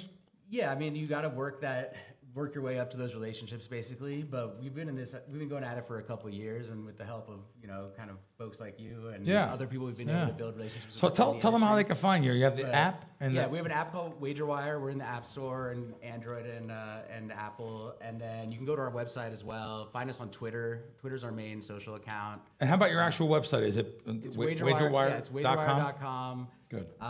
You can find me on Twitter too, WagerWire CEO. And you're pretty open to answering questions and stuff. Absolutely. Most people come to us just because they want to find out, what are my options? They're not even necessarily there yet to get to the selling part, and they use the calculator, see what it's worth, and then we can put it up and start fielding bids. Cool. Or maybe you want to be a buyer and just throw some low balls out there, see if someone bites. Thanks for coming on. Appreciate it. Thank you. Thanks a lot. Thanks for having me. Good deal. No, so the next guy I'm bringing up is I have some I don't work with him right now, but I have some questions for them because I've had some problems in my life getting money to sports books and payment solutions. This is 30 years. Senny, can you come on up, Senny Toms? Edge Boost is his company. They were one of the sponsors at the World Series. Am I saying it right? I saw them all over the World Series this year. And VEASAN, I do my VEASAN show. I hear you guys on VEASAN. Absolutely. So, my experience with credit cards online and with companies, first of all, they charge me fees. I hate... I ran out of money on, I don't know if you work with, do you work with BetMGM? We do. I ran out of money on BetMGM. I had to run down to the strip. And I went and looked at credit card options and stuff just because I needed to bet in that minute. I knew it was going to move. And you could bet more at the counter sometimes. But this particular situation, I wanted to bet it at the app. Didn't have the money there. I looked at payment solutions and I see they charge you 3% or something. Now, we'll tell people what you guys do. Compared to what's out there now, any competition-wise? Yeah, so first of all, thanks for having us. Bet Bash is really kind of our people. We've really kind of built this entire product from the ground up with a lot of feedback from the community. And at the end of the day, I guess I kind of maybe just a show of hands, or how many people here have been had a bank account frozen or a transaction frozen, been kicked out of the bank? I've been thrown out of lose your Chase Bank, right? Yeah, they do so many gaming transactions. They just absolutely. They hate it, right? At the end of the day, if you have any gambling transactions, you are a second-class citizen. It's a business that they don't want, and we've heard all kinds of horror stories. And the same with PayPal accounts getting frozen. There's no one to communicate with. So we took the long, painful route. It took us about 4 years, and we've actually spun up an entire bank only for the gaming industry. So what that means is you sign up with us. You get an FDIC insured checking account. But what's cool about this is it is 100% approval for all gambling transactions. This is can be sports betting, horse racing. You can walk into any casino. That's so hard to believe. Yeah. 100% approval. 100% approval, and you can do $250,000 a day in volume. Wow. And it's the highest debit card limit in history for any banking product. And the only thing this bank account can do, though, is gambling. So we kind of stay in our lane. We work with a lot of the regulators to say, hey, this is all we're going to do, but we're going to do it really well. And once you have that bank account, you can keep all these transactions off of your primary checking. It's really clean. We have a lot of great kind of budgeting and responsible gambling features built into it as well. And then what we're really excited to kind of announce, and we've been getting a lot of feedback here at Bet Bash, is we've been working actually. Circa's been a phenomenal partner. They have a lot of people. Obviously, they take a lot of great action. People flying in with $200K in their backpacks, right? So we can kind of help streamline, facilitate a lot of those types of transactions. But not only is it difficult to get money in, right? But to your point, outside of banking hours, it's pretty much impossible to access any money. You can walk into any casino. We try and get money in on a weekend, on a Saturday morning for some action on Sunday. It's not a lot of options. So we are now the first and only bank right now in the U.S. that's been approved for real-time bank-to-bank transfers for gaming. And then coming in October as well, we've been approved for crypto to USD conversion for gaming as well. And we've basically built a compliance. Senny, you're the bank, though. We are a bank, yeah. I got to be blunt. I just found out this today. So now you're saying crypto. Isn't the government petrified of any of these things happening? Uncle Sam, Big Brother on top of you. How did you get this? You have your ducks in a line or something. It was really painful. I think I had to start dyeing my hair a little bit. But Yeah. I had 2 kids along the way as well, last 4 years. No, I'm just being serious. I'm just like, how can you get all these things approved? Yep. The government is so strict now. They're trying to charge us taxes on money we don't ever win. And here you have. It's a great question. But the real key to this is that we set this up as the first and only limited use checking account in the U.S. So at Circa, for example, you could walk up to the cage with our card, pull out $250,000. But if you went to the bar, the card is declined. So we stay in our lane. And actually, by blocking all of these transactions that are not a ID verified, KYC gaming transaction, we actually block a lot of the potential money laundering vectors, right? You can't go buy gift cards or swipe it at some shady restaurant. Yes. And the good news, too, is that if someone steals your card, the only place they could ever use it at is another account that is controlled by you. It has also been ID verified. I'm looking on this thing Randy gave me. So you guys are paying people back for using the card? We sure do. So we make money, right? So every single time that card is swiped, we generate about 1.3%. That's what pays for card rewards programs. And we actually do pass through up to 0.5% to our players. Let me be blunt. How do you make money? Well, on the rest of it, right? It's a volume game for us. We will have additional fees for some like the things around the crypto conversion and such. But yeah, it's really just a safe place where you can kind of sleep a little bit better. You'll never wake up with some kind of a freeze or everyone here has gone through pain. Good deal. Can you deposit cash directly into you, or it has to go to your bank first and then bounce it over? It has to go to your bank first. That's a great question. John's always trying to skip things. I'm always trying to launder, Yeah. No, kidding. Never ends. Siri, stop recording. Siri, stop recording. Okay. But yeah, we are working really closely with a lot of the operators now as well, and it's whether it's online or offline. Cash access is really the biggest pain point for both players, but also the operators. And then you kind of look at the land-based community. We're doing a lot actually with Circa here, Pechanga, and a number of other casinos, and it's still 80% cash, which is wild. This is like the single largest use case for cash left in the entire U.S. economy. And the main bottleneck has always been banking. Yeah. Plus, I saw a little advantage play, too. If you sign up for it, you guys have a little wheel spin. I saw it last night at the... I know, it's actually been stopping a lot on the 500. I don't know if it's been rated, but... Never fear. Randy will tell you any kind of bonus so you could steal. Senny, how can they find you? So it's edgeboost.bet. If you do use the Bet Bash promo code at sign up, you do start at a higher tier as well, so that'll give you higher limits as well as higher cash back to get started. But yeah, we're here. We have a booth here. Happy to answer any more questions. Oh, good. And Steve has a question. Yeah. Thanks. We got what's Steve?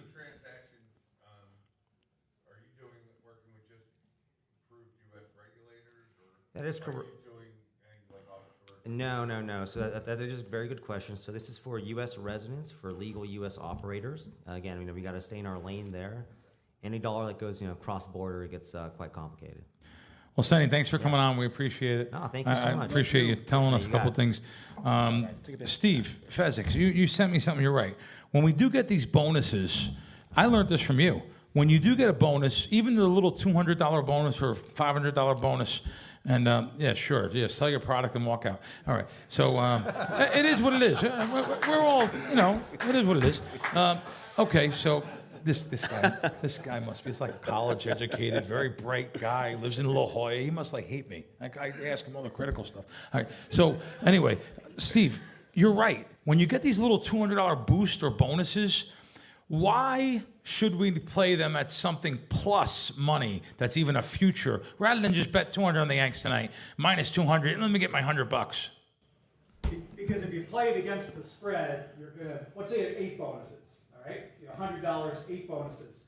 That's gonna be worth 400 because you're gonna go 4 and 4 probably, right? So you're gonna win 4. They take away your money, so you're gonna get $400. So that 800 in bonuses is worth 50 cents on the dollar. Well, let's assume you play some big underdogs. Let's say you play some 3-team parlays, right? You're going to go and play 8 of them, all right? Normally, we don't like to say parlays, but now we do like parlays. Yeah. So we go 1 and 7. That's what we're supposed to do. And in fact, you could play every combination of if there's 3 different games, and you're going to go 1 and 7. Well, guess what? You're going to get back 600 instead of 400, so you're going to get 75 cents on the dollar versus 50 cents on the dollar. So think about this. If you get a $1,000 bonus, that's like you're going to get $750 back instead of $500. Has nothing to do with handicapping. You don't have to handicap worth a lick. So always play like a big money line. You got to take a big money line dog or play a 3-team parlay. If the boat allows it. So that's good. That's good to know, though, because most people will just say, "Hey, I'm betting my $200 parlay on my $200 bonus on the Yanks tonight because they should win, and they're minus 2 to 1." So that's good to know. On to a couple other things. Question? Who else? Of course. Spreads on some of them to the whole point, like 3s and 7s in the NFL, you get the chance to push, so you might get more combinations come and make worth a little bit more too. Interesting. And one more, if you bet your balls off on some teaser and take -7 down, -1, you're like, please God, Denver win week 1. Yep. And they've got them in Survivor also. Well, it's a natural to play the Titans with a bonus, right? So you just kind of played that back on the Titans plus 275. So think about it. If your Survivor pick on Denver goes up in flames, boom, well, at least you got a little consolation with that bonus bet on the plus 270 on the dog when you're teasing them or playing Survivor. Steve, while you're standing up, don't sit. While you're standing up, sorry, I want you to tell people, because I love that strategy for Survivor. Can you just tell them about the Eagles first week, what they should do? Or listen, we're all going to get in Survivor no matter what, but why should we get more entries if something happens? Can I come up? Yeah, come up. Of course. Get on video. Yeah, why not? Why? I'm all for it. No, it's actually a very good strategy. And I tell you what, I tell Frankie, my buddy Frankie in Myrtle Beach, he's got so much gamble to him. I said, listen, this is a good strategy. You don't even know this happened. I sent him the strategy. He goes, are you out of your mind? I'm getting 10 entries no matter what. But because he's just a gambler. But go ahead, Steve, tell the story. So it's fantastic that Circa and other shops let you enter up until Saturday for Survivor. But the games start on Thursday. So think about that. If you want to play Survivor and you want to optimize your entries, you really want to pass post the information. What happens if Philly beats Dallas? Boom. Now you're going to have like 4,000 or 5,000 people, assuming like 20-25% of the people are going to take Philly, right? And they're 1-0. You're 0-0. They're ahead of you. So you're now paying a rake. Survivor's a lot of fun. You still might want to enter, but recognize you are paying a rake, not because that Circa is charging you, but basically you're behind the 8 ball because there's a bunch of people who are already through to week 2. However, should Philly lose to Dallas, now you're going to have like 4,000 or 5,000 people all put in $1,000. It all goes into the pool. It's a fantastic overlay. So if you're trying to think like, how many entries should I have in Survivor? Should I have 3? Should I have 6? Well, if Dallas wins, you should have 10. Right. You know, that's going to be the best possible usage of your money because you're going to have like a 20% overlay. But if Philly wins, pump the brakes and probably go cautious. And to be honest with you, now you would think, like, look at the Dallas line. Today, a couple 6s popped up there. So there's 6.5. There's even 1 7. I'm looking at the live screen. There's a couple. Philadelphia doesn't have to beat Dallas. As we know last year, look what happened Cincinnati first week. I think they were a 7.5 point favorite. There was someone the other day told me, was it by week 5, 96% was out of the pool? That's unbelievable. I don't remember that. You're welcome to stay if you want. Plus, you can add to Fezzik's strategy too. A lot of people are going to rebuy if Philly loses as well, so that'll add. We didn't want to tell him that. No. I honestly, it is a good strategy. Like Steve says, to go to the. I just thought it was pretty good. Now, this is a shocking thing that just came out that I was reading. Do you know Nevada leads the country in unemployment? 5.5% out of work. I had no idea. I thought our economy, even though we had a slow July, our economy's booming. There's no one taking up collection buckets for these casinos. They have made 1% more year over year gambling wise, but they're down double digit, 10, 11, 12, 15. You heard different things. But I didn't know that Nevada was down. We're the number 1 unemployment rate in the country. Is that because they're gambling? I mean, is that because... according to what I'm reading here, and this is a really good site. This is casino.org. I get a lot of good stories off there. This story came from there. Good. There's some really good guys there. I just didn't know that we were that bad economy-wise. I didn't realize that. Richie left. Richie Wilk left. He's out. We can talk about Circa now. No. Richie's been around. I've known Richie 25 years. I wanted to know how long he was in town. I didn't know. Not that I want to talk about a bad thing, but there was a roof fire at Sahara the other day. Did you know about that? No. Roof fire at Sahara, evacuated most of it. It was quickly extinguished, but they evacuated a lot of the building. Now, this just happened over at the Cromwell, too. There was a fire at the Cromwell.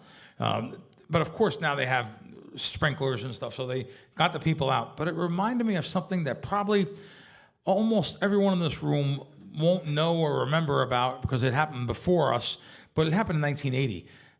There was a big fire here at MGM Grand. Oh, big. Yeah, I remember that. Yeah. Okay. I feel like my dad was there. Was your dad actually there? I think so. Wow. Yeah. Wow. Well, what was there? I seen your dad there on a video. That was when MGM was where Bally's is, or now the Horseshoe. Now Horseshoe. Right. I seen your dad on a great video there with Muhammad Ali and D. Martin on the roast. The roast. So I know they used to do the roast in that building.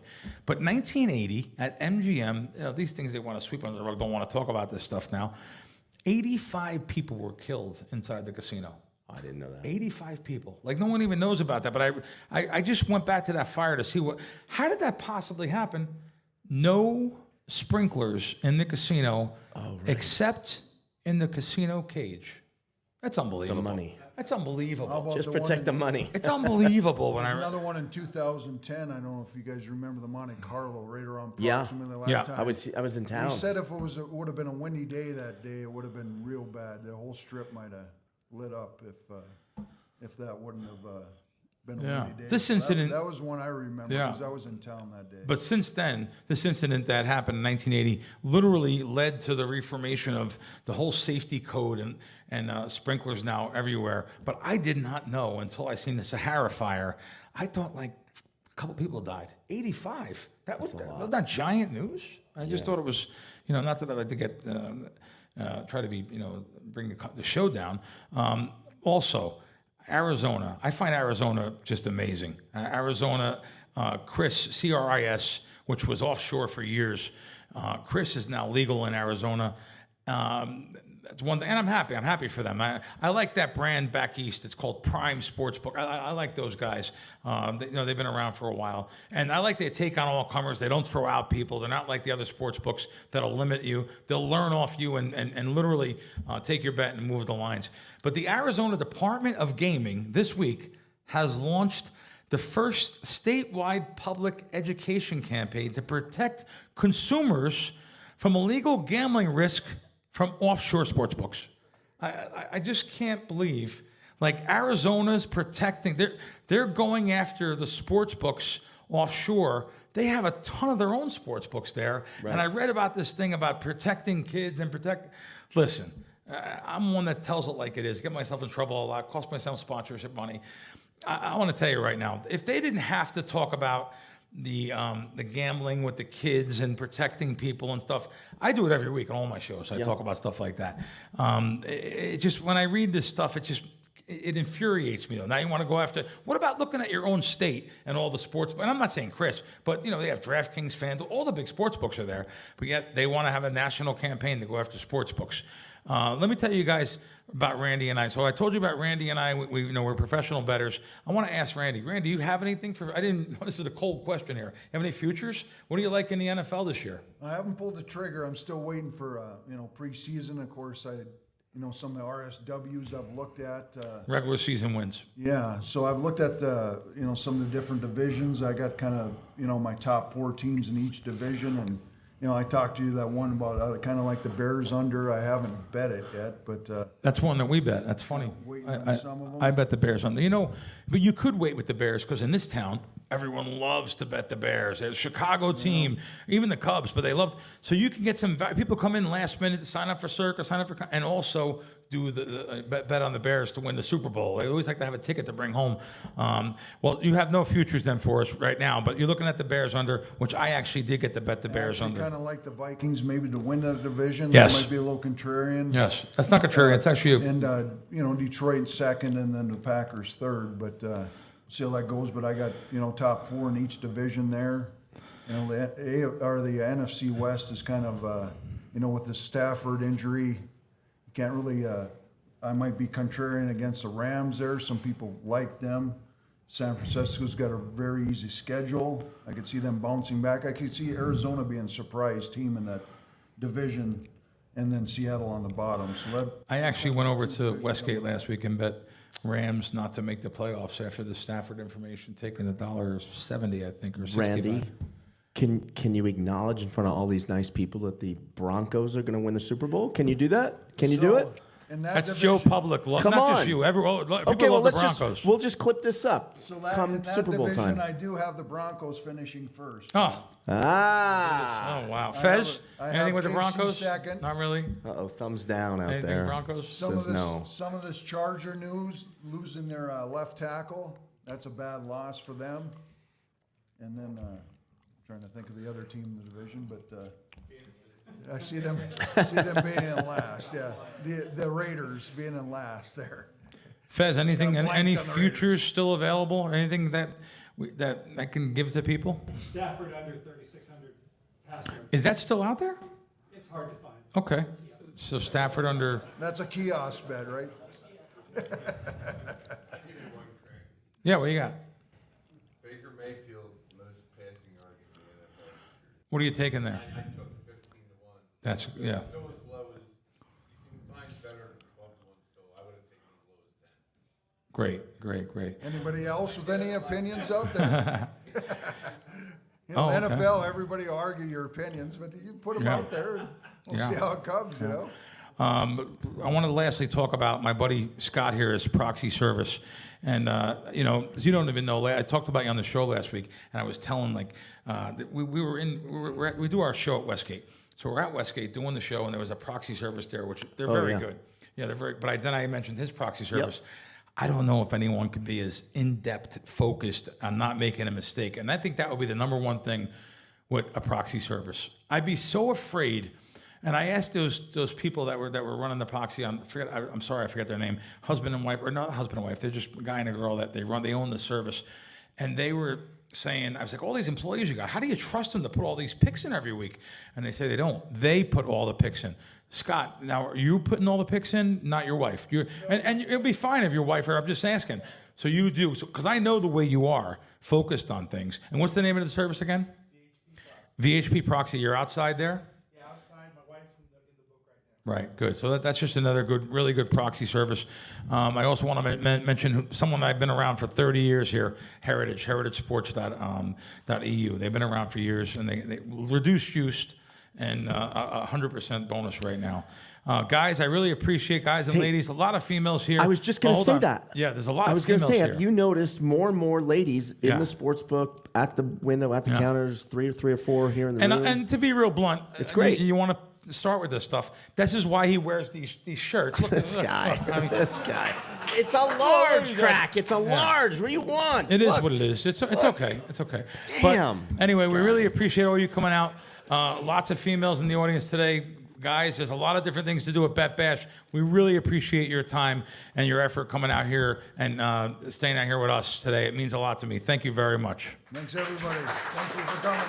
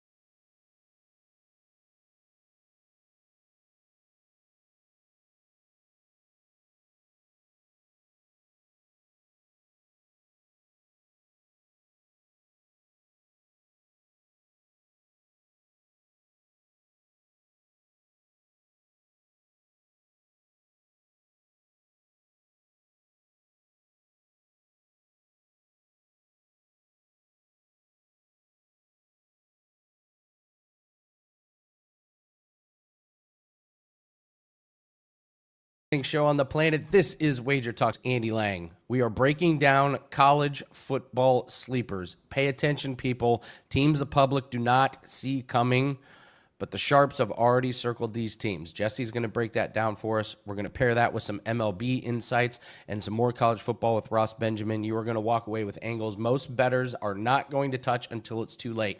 This is where you get the head start. So this is going to be a jam-packed episode. Jesse's going to talk Texas A&M, Illinois, and Georgia Tech.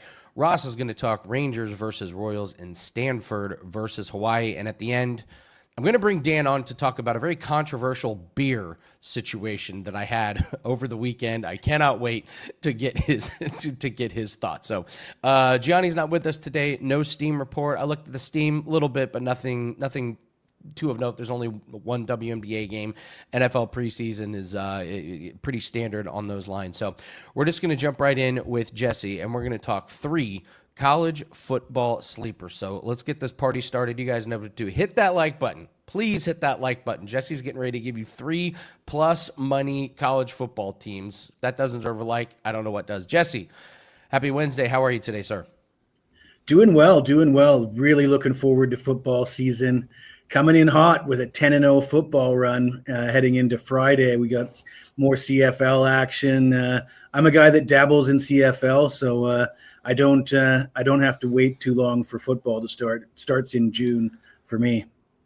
Yeah, iconic photo poster in the background, Jesse. That is an amazing. I pride myself on my background pictures, but that is next level here.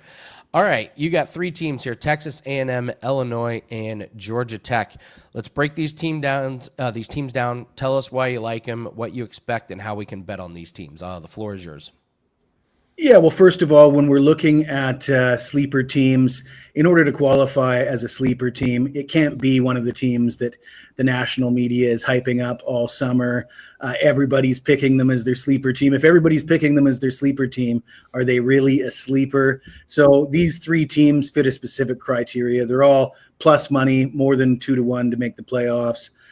They all have solid quarterbacks, solid coaching staffs, and plenty of returning production. I spoke on last week's show about what I think the recipe for success in college football is. It's a little bit old school and a little bit controversial because a lot of people like to load up in the transfer portal, sign a bunch of new guys, and hope it all fits together. I personally still believe that developing talent and building a team slowly and in that year 3, you really look to make a run. And these teams fit that mold. And we'll start with Texas A&M, Mike Elko, obviously a great coach. You saw what he did at Duke, particularly what he did in year 2 at Duke. This will be year 2 at Texas A&M. Year 1 went pretty well. They lost to Notre Dame in week 1, rattled off 7 straight wins. They were in a position to win the SEC at one point. They're bringing back their quarterback, Marcel Reed. This guy's not going to win a Heisman. He's not probably going to be an NFL quarterback. But as far as a college football quarterback, he does what they need him to do. He's able to run the ball. He's able to move the ball. He's elusive. He's a gamer. Good enough to get you to the playoffs, in my opinion. And then you look at returning production. They rank 6th in the country, returning 71% of the production from last season. That's really key. So it's the devil you know versus the devil you don't know. And when you're bringing back all your players from a season where you were pretty successful, that's something that I want to bet on. And I prefer betting on that rather than high-profile transfers in the portal. And we'll move on to Illinois. They're plus 500 to make the playoffs, by the way, Illinois, and Texas A&M was plus 225. 12-team playoff, Illinois is ranked number 12 in the country, and you're getting that kind of price. Now, the Big Ten is pretty competitive, but this is a team that won 10 games last year. Brett Bielema has been there since 2021. They rank 3rd nationally in returning production, so everybody's coming back. And at the quarterback position, Luke Altmaier, this guy's been around forever. He was great last year with plenty of game-winning drives, come from behind victories. He's got that clutch gene, that's for sure. You don't hear people talk about Altmaier that much compared to some of the other big-name quarterbacks, but Altmaier is a guy that's certainly capable of leading a team to the playoffs. You look at their schedule, They've got some tough road games at Indiana and at Washington.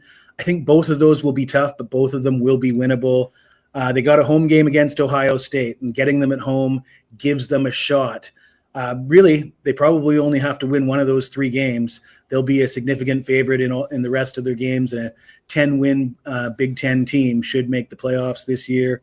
So I like Illinois at 5-1 odds. And then you got unranked Georgia Tech, 7-1 odds.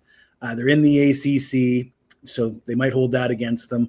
But Brent Key, this is year 3 for Brent Key. This team ranks 26th in returning production, but it's the guys that they're bringing back. Haynes King is back at quarterback, Jamal Haynes at running back. Now, they lost a few of their receivers, but receiver is a position. I think you go to the portal, you replace those receivers. That's not asking too much for a team like this. And they're a team that likes to really pound the rock and run the ball. Well coached. I love Brent Key. Keep in mind, this is a team that went 5 overtimes or eight, an obscene amount of overtimes last year against Georgia. They can beat anybody when they're on their game, and getting all those players back from last year's team, I think they're going to be a tough out once again. Their schedule, they got a home game against Clemson. So the fact that it's at home gives them a chance. And then they've got that neutral site game against Georgia. If they can win one of those games, they're in for sure. And they might not need to win either of those games to get into the playoffs, depending on how it plays out for everybody else. But yeah, those are my 3 sleeper teams. Andy, what do you think? I think there's a theme with all of those, and it's continuity. I've heard you and many others, talk about these teams that could have a really good chance and some that might falter. But these 3 sleeper teams, how much of it is a sleeper when they are just returning everything? And it just feels like continuity is king in the era of NIL. So is that like basically the number one thing that you're looking at? I'm sure there's a lot of factors when you look at teams. Feels like continuity is the big one. Yeah, continuity and coaching. Certain coaches, I have faith that they're competitive guys. There's a few teams that are more talented, have better rosters, but their coaches have a bit of a dicey reputation when it comes to winning big games. I like to stay away from teams like that. Those are my teams that I think are overrated. But yeah, there's a difference in philosophy. There's certainly different people that believe different things, but I like the old school approach: continuity, returning production, solid coaching. Defense and a running game will take you a long way. Yeah, was there? What was the team? Was it Marshall that, like, more players from Marshall are going to another program than are actually returning to? I mean, it's wild. It's Southern Miss, and we spoke about it last week. Yeah, and they're basically taking Marshall's head coach, and Marshall was the conference champion, so they're taking Marshall's head coach and all their players, and they're looking to do what Deion Sanders did and what Kurt Cignetti did. But I mentioned last week, nobody talks about what happened to Scott Frost at Nebraska, or some of these other guys that brought in a bunch of transfers and fell flat on their face. I think it's not going to be successful every time, and I don't think that highly of Southern Miss. I think they're overrated based on bringing in all those guys from Marshall. And lastly, of course, you mentioned the conferences. What's the toughest conference here that these teams mentioned? Texas A&M, Illinois, Georgia Tech. Like, which conference do you think is the toughest one to get out of? Which one gives the biggest advantage of those teams? Well, interesting question. I like that question, Andy. Obviously, the SEC. Everybody knows the SEC is the best conference in college football. That said, a 9-win SEC team can probably make the playoffs. A 9-win ACC team is not going to make the playoffs. So I think that's kind of factored in. But when you look at Texas A&M's schedule, they got road games at Notre Dame, LSU, and Texas. If they win one of those games and they win as a favorite, when they're favored, they'll have 10 wins. But if they lose all 3 of those games and they get 9 wins, they still might be a factor in the playoffs. Love it, Jesse. You're one of the football gods here at WagerTalk, because it's not just NFL, it's college football, it's CFL. What do you have up? We got futures, we got individual games. College football is here. What do you have up for everyone at WagerTalk? Well, certainly the best deal is my all-access college and pro football package, $777, and we're giving away the rest of the Major League Baseball season and the rest of the CFL season. I'm hitting 77% with my CFL picks this year. I know that sounds rather incredible, and I think it is, but it is a fact of the matter. I'm on a perfect 10-0 football run. I swept NFL preseason so far, going 5-0 with my NFL preseason. So firing on all and Major League Baseball #1 for the last 365 days. I could go on, Andy, but I would bore you to tears, and I won't do that to you. But certainly worth looking at that all-access football package. Well, winning is never boring, Jesse. You can bore me all you want with a bunch of wins. I would appreciate it. So, yeah, Jesse, take advantage of Jesse's year-long or season-long football because you're going to get a lot of winners, a lot of value in that one. Jesse, great breakdown as always. And listen, next week we're going to start talking individual games, spreads, totals. Can't wait. Thank you so much. Continued success. Thank you so much for joining us. There's 3 sleepers in college football from Jesse: Texas A&M, Illinois, and Georgia Tech. Obviously, the chat is the chat agrees, disagrees with Jesse, but you can't argue with some of those numbers for some really good prices there to make the playoffs. So, speaking of deals here, we have an incredible deal. You want to buy September, you're going to get the rest of August free. So it's important. Get it now. Your cost drops to under $49 a week. Normally a week-long pass is $99. So you're getting each day for less than $7 a day for every single play. Pick your handicapper. Don't wait. Lock in September, and you're going to start getting free plays for the entire month of August. So do not sit back and wait for kickoff. Lock it in now. Grab the free weeks and ride with us all the way through September. Any handicapper of your choice. Get Jesse. You can get Ross, who's coming up. You can get myself.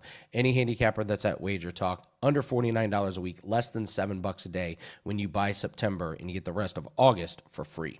So we're going to do all around the world here in a bit, but we got to bring in Ross Benjamin here real quick. Because, Ross, we got to talk college football. You got Stanford, Hawaii, and then we are going to talk Rangers and the Royals and MLB, give the people some MLB action. But happy Wednesday. How are you, sir? And let's talk a little bit of Stanford and Hawaii. How do you break down Stanford and Hawaii? Interesting game here to start us off. All right. Good morning. And Stanford and Hawaii. You know, this jumped right off the board at me when I saw the opening line. Actually, Stanford opened a couple months back as a short favorite, and now we're looking at Hawaii at either -2 or -2.5, which should be alarming to people because you're looking at a Hawaii team that hasn't had a heck of a lot of success under Timmy Chang, and Stanford, on the other hand, comes from a Power 4 conference, but they're not a very good team. As a matter of fact, the consensus shows Stanford as a consensus pick to finish last in the ACC, and there's 17 teams in the ACC, by the way. The Cardinals are coming off 4 consecutive seasons in which they finished an identical 3-9. Over those 4 seasons, they're just 10-35 against FBS teams. They fired Troy Taylor, who was there for 2 years, wasn't able to get the program headed in the right direction, and they hire Frank Reich. Very interesting, Andy. They hire him on an interim basis. I'm not sure what that's all about. Maybe some of you Stanford alum that are watching this might bring us up to speed on that. I think it's highly unusual to bring in a coach of Reich's quality and experience and make him an interim coach. Anyway, that doesn't bode well for the future in terms of, well, how long is this guy going to be around? Anyway, Hawaii, 4th year with Timmy Chang. He's coming off a 5-7 season with Hawaii last year. But, you know, 3 of those losses of the 7 came by 3 points or fewer against UCLA, San Diego State, and a real impressive effort against a UNLV team that was 1 win away from being a serious contender to make the college football playoffs. They lost that game 29-27. They did lead UCLA at the half, 10-0 at home, and then ended up losing the game 16-13. Both lost. They lost to Boise in the MWC title game, meaning UNLV. So you could see the quality of opponent and how tough they played them last year. And why I mention all that is because this is an experienced Hawaii team. They didn't do much in the transfer portal, if anything at all, but they didn't lose players in the transfer portal either. So there's a lot of continuity coming back for Hawaii to go along with that experience. We're not bringing in juniors or seniors from a transfer portal. They have to learn a whole new system. And I think that's going to pay dividends in an early season matchup against a team like Stanford, who lost 20 players to the transfer portal, including 2 of their quarterbacks and their best linemen on both sides of the ball. So I don't like laying 2 or 2.5. I think you know that, Andy. We can get Hawaii on the money line at -130. I think Hawaii gets off to a good start right here. And like I said, I think the experience and continuity, not only with the roster, but the coaching staff as well, will pay dividends in an opening game against a bottom feeder in the ACC, the Stanford Cardinal. I mean, I still am wrapping my head around Stanford and ACC and some of these conferences. Atlantic Coast Conference, of course, you think Stanford. It's wild. California too, you know. So I know. We talked with Jesse about continuity. It sounds like you're paying attention to that as well. You kind of fading the Stanford team that doesn't have a whole lot of continuity. You're right, interim coach sounds really. Yeah, I don't bizarre. get that. Do you, Andy? No, I haven't heard of that. I haven't seen that. It's just like, well, we have a guy we like, but he's not available. So could you come in and just be this stopgap? It doesn't inspire a lot of confidence. I see it in all the preview articles, and he's got the interim tag on him. Now, whether they took that off him, that's another story. I don't know, but I just found that awfully strange to make a new hire and just put an interim tag on him. It's not like he took over at the end of last year. So anyway, speaks to the condition of the Stanford program, in my opinion. I'm with you. I always say this in individual sports and in team sports. It's hard to be great every week, every night, but bad is bad, and it's easy to be bad all the time. So I love fading bad teams and fading bad individual athletes in golf and MMA. So I'm with you 100% on that one. We did have a question there in the chat about like everyone seems to be on Hawaii. Do you pay attention to that? Like when in the narrative, I do. I do. I don't. It depends on the source you're looking at. My source that I trust is seeing a little money more on Hawaii than Stanford, but not enough for me to say, hey, I don't want to back this public side. There's a reason why they went from 2.5, a 2-point underdog to a 2.5 point favorite. Again, especially early in the season, I don't put a lot of stock in that, but it's something I do pay attention to when you see a reverse line movement. And I guess some sources can show this as a reverse line movement. I'm just not buying it. I love it. Ross the Boss Benjamin, great breakdown. Let's move Hey, you know what, Andy? Yes. I got something for you. Okay. $5.99 for my entire college football season. It starts on Saturday. I was number 1 last year in college football. Number 1 in units earned over the last 2 seasons. So why should they buy that for me, Andy? I think I gave you some good reasons. Ross, I don't know. Why should we get your year-long college football special? Well, I'm glad that you asked, Andy. It's always a pleasure to answer that question from you.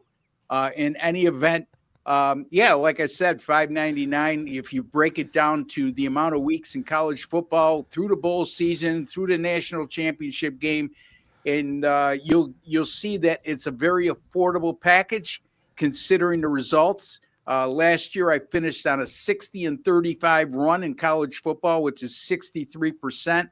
Like I said, the last 2 years, when you combine the units earned, number 1 at WagerTalk over the last 2 college football seasons, I'm prepared and ready to go. And Andy, if I could just a shameless plug here, I did a college football betting preview show at the Westgate Sportsbook last week with Teddy Covers. You can get that at my personal link at WagerTalk TV, and that's wt.buzz/Ross TV, wt.buzz/Ross TV. Very good. Very good. That's awesome. I didn't know you did a show with Teddy. That's awesome. It's got to be a great show. I can't wait to check that one out. So thank you for sharing that with us. Let's move to MLB. Let's talk Rangers and Royals. We got Cameron going for the Royals. We have this new up-and-coming pitcher for the Rangers, undecided. Heard he's got a great fastball, good changeup, undecided coming up. No, I'm just kidding. It says undecided because we don't know who's pitching. His name is not undecided. What do you do here when we have an undecided pitcher here? It looks like the books don't know what to do with it either. Texas -120, over under of 8. Just vanilla numbers all across the board. Yeah, I see undecided. I think of my wife, so that's how we start. In any event. All kidding aside, yeah, I would look at this line, and I'll get to that later. Texas has lost 10 of 12. They're 11-22 on the road this year versus teams with a winning record like the Royals. They've also gone 2-12, on the road this year when facing a left-handed starting pitcher like Nick Cameron. The Texas bullpen, when we say undecided, it sounds to me like they're going to piece this together with their bullpen, and their bullpen has not been very good. 10.35 ERA and a 190 whip over their last 6 games. As a matter of fact, that's atrocious. Not very good is giving it a compliment. Texas is averaging just 2.65 extra base hits per game this year, which is a very low number. And I bring that up because the Kansas City Royals 24-5 at home this year when facing teams that average 2.75 or less extra base hits per game. The Royals have won all 5 meetings against Texas this year, including the first 2 in this series. And they've outscored the Rangers in those 5 games by 3 runs per game. This is also a Royals team that's 36-19 against losing teams this year, or teams with a losing record. And that includes 24-9 at home. Here's an interesting note on Kansas City. They were anemic when it came to power. To start the year, 76 home runs in their first 99 games, which is somewhere around 0.76 home runs per game. But over their last 27, the Royals have belted 43 home runs, and that includes in their last 6, they've hit 12. And also over those last 6, a 352 team on base percentage. So when you combine that good of on base percentage with 12 home runs over 6 games, you can see why the Royals are having a lot of success at late. Speaking of Nick Cameron, 17 starts this year, a 2.47 ERA, a 106 whip, just shy of averaging 6 innings pitched per start. As a matter of fact, Cameron, who started out very slow at home this year, has really turned it on at Kauffman Stadium of late. Over his last 4 starts at home, the Royals have gone 4-0 in those games, and his 1.14 ERA and 106 whip during those 4 games was a major reason for Kansas City going unscathed. The Royals bullpen, they've been pitching extremely well, the polar opposite of Texas bullpen. The Royals relievers have a 1.54 ERA and 0.99 whip combined, 3 for 3 on save opportunities, and that's all over their last 6 games. Now, I'm looking at Kansas City plus 109 at Bet Online. That's what I got as the best line. That's why you should always shop. But if you don't have that luxury, I would take Kansas City on the money line at anywhere between plus 125 and minus 125. So I'm giving you a wide parameter here because it looks like you don't know what's going to happen in terms of who Texas decides to send to the mound tonight, whether they bring up a minor leaguer, Andy, or they decide to patch it together with their bullpen. So there you have it. Kansas City on the money line between odds of plus 125 and minus 125, all okay. Yeah, I don't know if undecided is going to get any Cy Young votes, but we'll see what his ERA ends up. You told us about your special college football. What do you have up today for clients? I don't have anything up yet. I will have something up within the hour. I will tell you, Major League Baseball, I know college football is right on the horizon on Saturday. Major League Baseball, Andy, I'm enjoying a great season in Major League Baseball. Number one in Major League Baseball. You can get the rest of my Major League Baseball season through the World Series for just $2.99.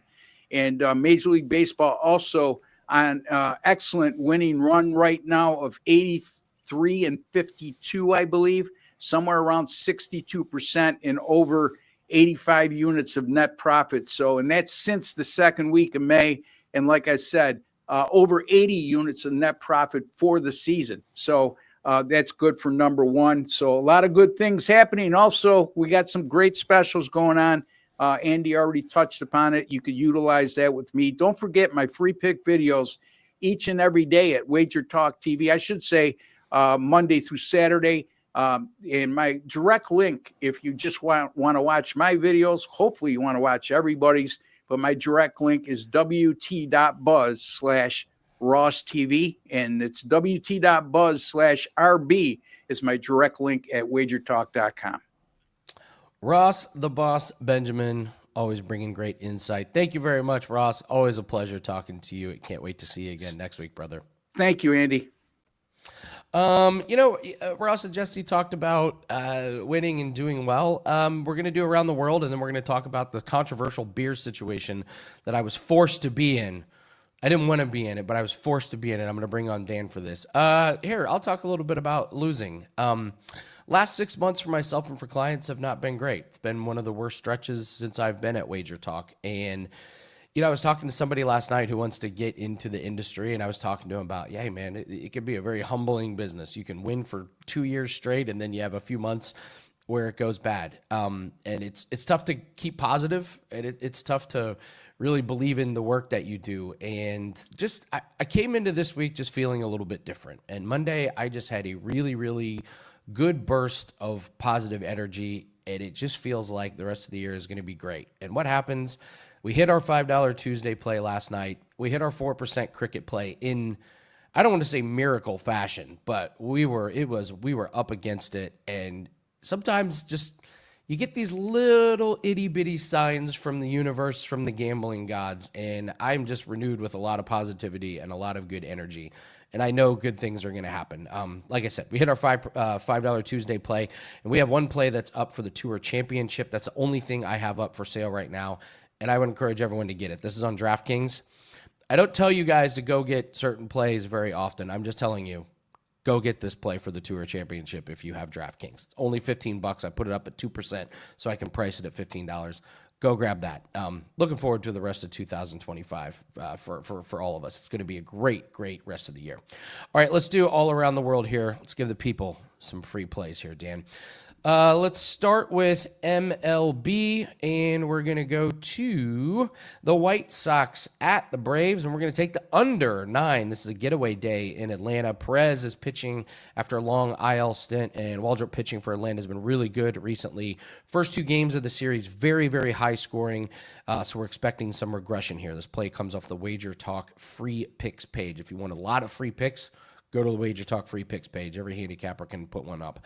I am going to give you a free play on the Tour Championship. J.J. Spawn over Justin Thomas. Justin Thomas has fallen off a cliff this year. The last 3 tournaments, J.J. Spawn has finished ahead of Thomas easily. Last 3 months, Spawn is 6th best in total strokes gained in this field. Thomas, 25th. There's only 30 people playing, and Thomas is 25th in total strokes gained. This just missed the card. Justin Thomas has incredible course history here, but I love recent form over course history. I like J.J. Spawn over Justin Thomas. And then we're going to take a look at the Cardinals at the Marlins over 8.5. Marlins over 6 straight home games covered by 2.3 runs per game. Cardinals 4 straight over with 54 runs scored. Plante 9.26 ERA. Alcantara 6.0 ERA in his last few games. So, all right, Dan, let's bring you on, and I got to tell you about my controversial beer situation. Here's what happened. Controversial beer, you say? Yes, controversial beer. All right. Do you guys have? You live out in California. Do you have the brown bag special out where you? Brown bag special. What's that's like a beer and a shot?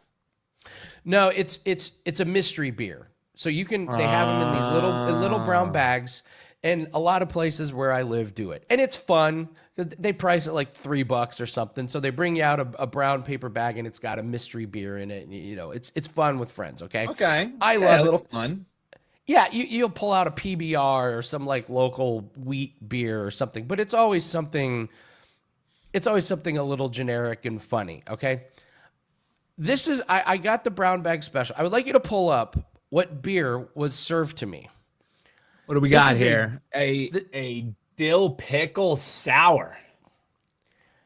Dill pickle sour ale was served to me in a brown paper bag. I mean, that's a mystery. That is a mystery bag. That's for damn sure. Okay. I was skeptical. I opened it and I tasted it, and it was hands down the worst beer I have ever tasted in my life. I like dill pickles. I like sour. This was absolutely heinous. So I said, because sours are such like a different, like when you're drinking a sour ale, it's not just going to be your typical like flavor that you're getting there too. They have, you know, this unique kind of like mouthfeel that kind of stings a little bit. So that's just taking that dill pickle flavor and ramping it up to like the nth degree. So even if you like pickles in the form of a sour ale, that's where you're getting a little dicey. Okay, so here's where I need everyone's opinion. Here's what I said to the bartender. I said, why? Why would you serve this as a mystery beer? Like, if anybody is getting the brown paper bag, that means they like a lot of different beers. Why would you put one that's so strong and so potent that there's a chance that a beer lover would not like it? And because there's no other way they're going to sell them, Andy.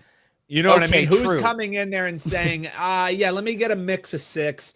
I think I'll do the PBR. Oh, that local craft looks good. And let me add in 3 dill pickle sour ales. You know what I mean? Like, this is a one and done thing. They have to put it in the brown bag or else it's not going to sell.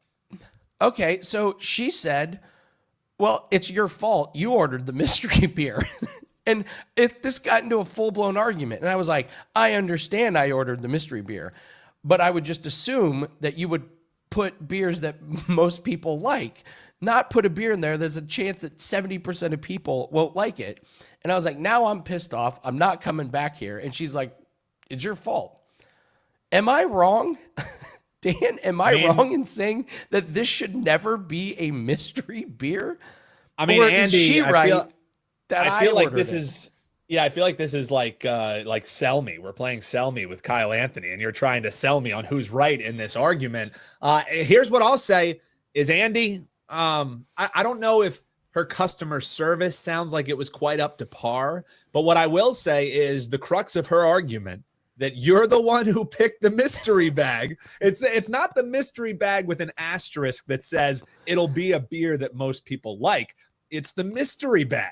So, Andy, you picked, instead of going what was in front of door number 1, which is ordering a damn beer that you like, you went with what's behind door 2, and everybody knows from watching Make a Deal back in the day, Andy, you never flip-flop on which door you're going with. And you like your mystery bags. I respect it. Save a little cash. But with a mystery bag, Andy, you never know. It could just be, you could pull anything out of that thing. So, the crux of our argument being you're the one who ordered it, that's fair. We're basically telling you to go pound sand. Now that's a different part of the story. But I hate to say it, Andy, you're the one who ordered the mystery bag. Sorry, the mystery bag was a dill pickle sour ale. You ordered it. It's me. It's me against the world here. I get it. I just have to fight through the adversity. Somebody in the comments back Andy up. But I don't know, Andy. You might not have a leg to stand on in this one. I may not. I just know that I will not be ordering the dill pickle sour ale anytime soon. Dude, some people love it. It's the same. Like, I got friends who you'll go out with and then, oh, you want to do a round of shots? Yeah, sure. You know, I'll do. What are we getting? Some Screwball, a little like peanut butter whiskey. I'm down for that. No, let's get picklebacks, like Jameson shots. Have you had people do that where it's a Jameson shot with a disgusting? I like pickles. Give me extra pickles on my chicken sandwich. But as far as like having a chaser be pickle juice, some people love it, man. But for me, no dice. So I don't get the pickleback. I surely don't get the dill pickle sour ale. I had to do a TV show at a sour beer festival. If you want to find the most pretentious group of people ever, go to a sour beer festival. A lot of swirling it around, sniffing it. Yeah. And a sour is a very like acquired style. Like I like sours. Typically sours that are based in like a blueberry sour or some type of berry, so there's a little bit of sweetness to counteract. But a sour is a very like pungent acquired taste. So you're already taking a very divisive beer style and throwing pickle into it. That's rough. Ethan saying picklebacks are the best. And hey, to each their own. I've been forced to take them many a times, Ethan. But if I'm going up to the bar, that would be the last one that I order. But he says I also like Nickelback for what it's worth. Pickleback, Nickelback, yeah, they're all a flavor of the month. See, they love the picklebacks, man. Wow, to each their pickleback own. is okay. I will say I've never cramped up after eating a pickleback. It's very good for cramping. If you're gonna run a marathon, picklebacks, pregame it. Yeah, it's just not for me, man. Yeah. Well, you can count me out of the dill pickle sour ale business. I will not be investing. So, all right, Dan, thank you. Thank you for coming on and telling me that it's completely my fault that I ordered something and I anytime, Andy got what I deserved. Oh man. All right. Well, thank you so much for joining, everyone. Quick show today. Again, Tour Championship best bet is up. We don't care about the sporting events. We just care about winning, and this bet is absolutely mispriced. It makes no sense to me. We're coming off a 2-0 week in golf last week. We're looking to finish the PGA Tour season real strong with that best bet. So go grab that over at WagerTalk. Thank you so much for joining us. We're going to be back tomorrow. Several of you mentioned Gianni. Yes, Gianni will be back tomorrow, and I can't wait to talk Contender Series. We had a huge night betting on Contender Series. I mean a huge night betting on Contender Series. So we'll get his thoughts. We'll get ready for NFL preseason, college football week 0. Thank you so much for joining us. Don't forget to hit the like button and subscribe to the channel. We're going for 230,000 subscribers as our next milestone.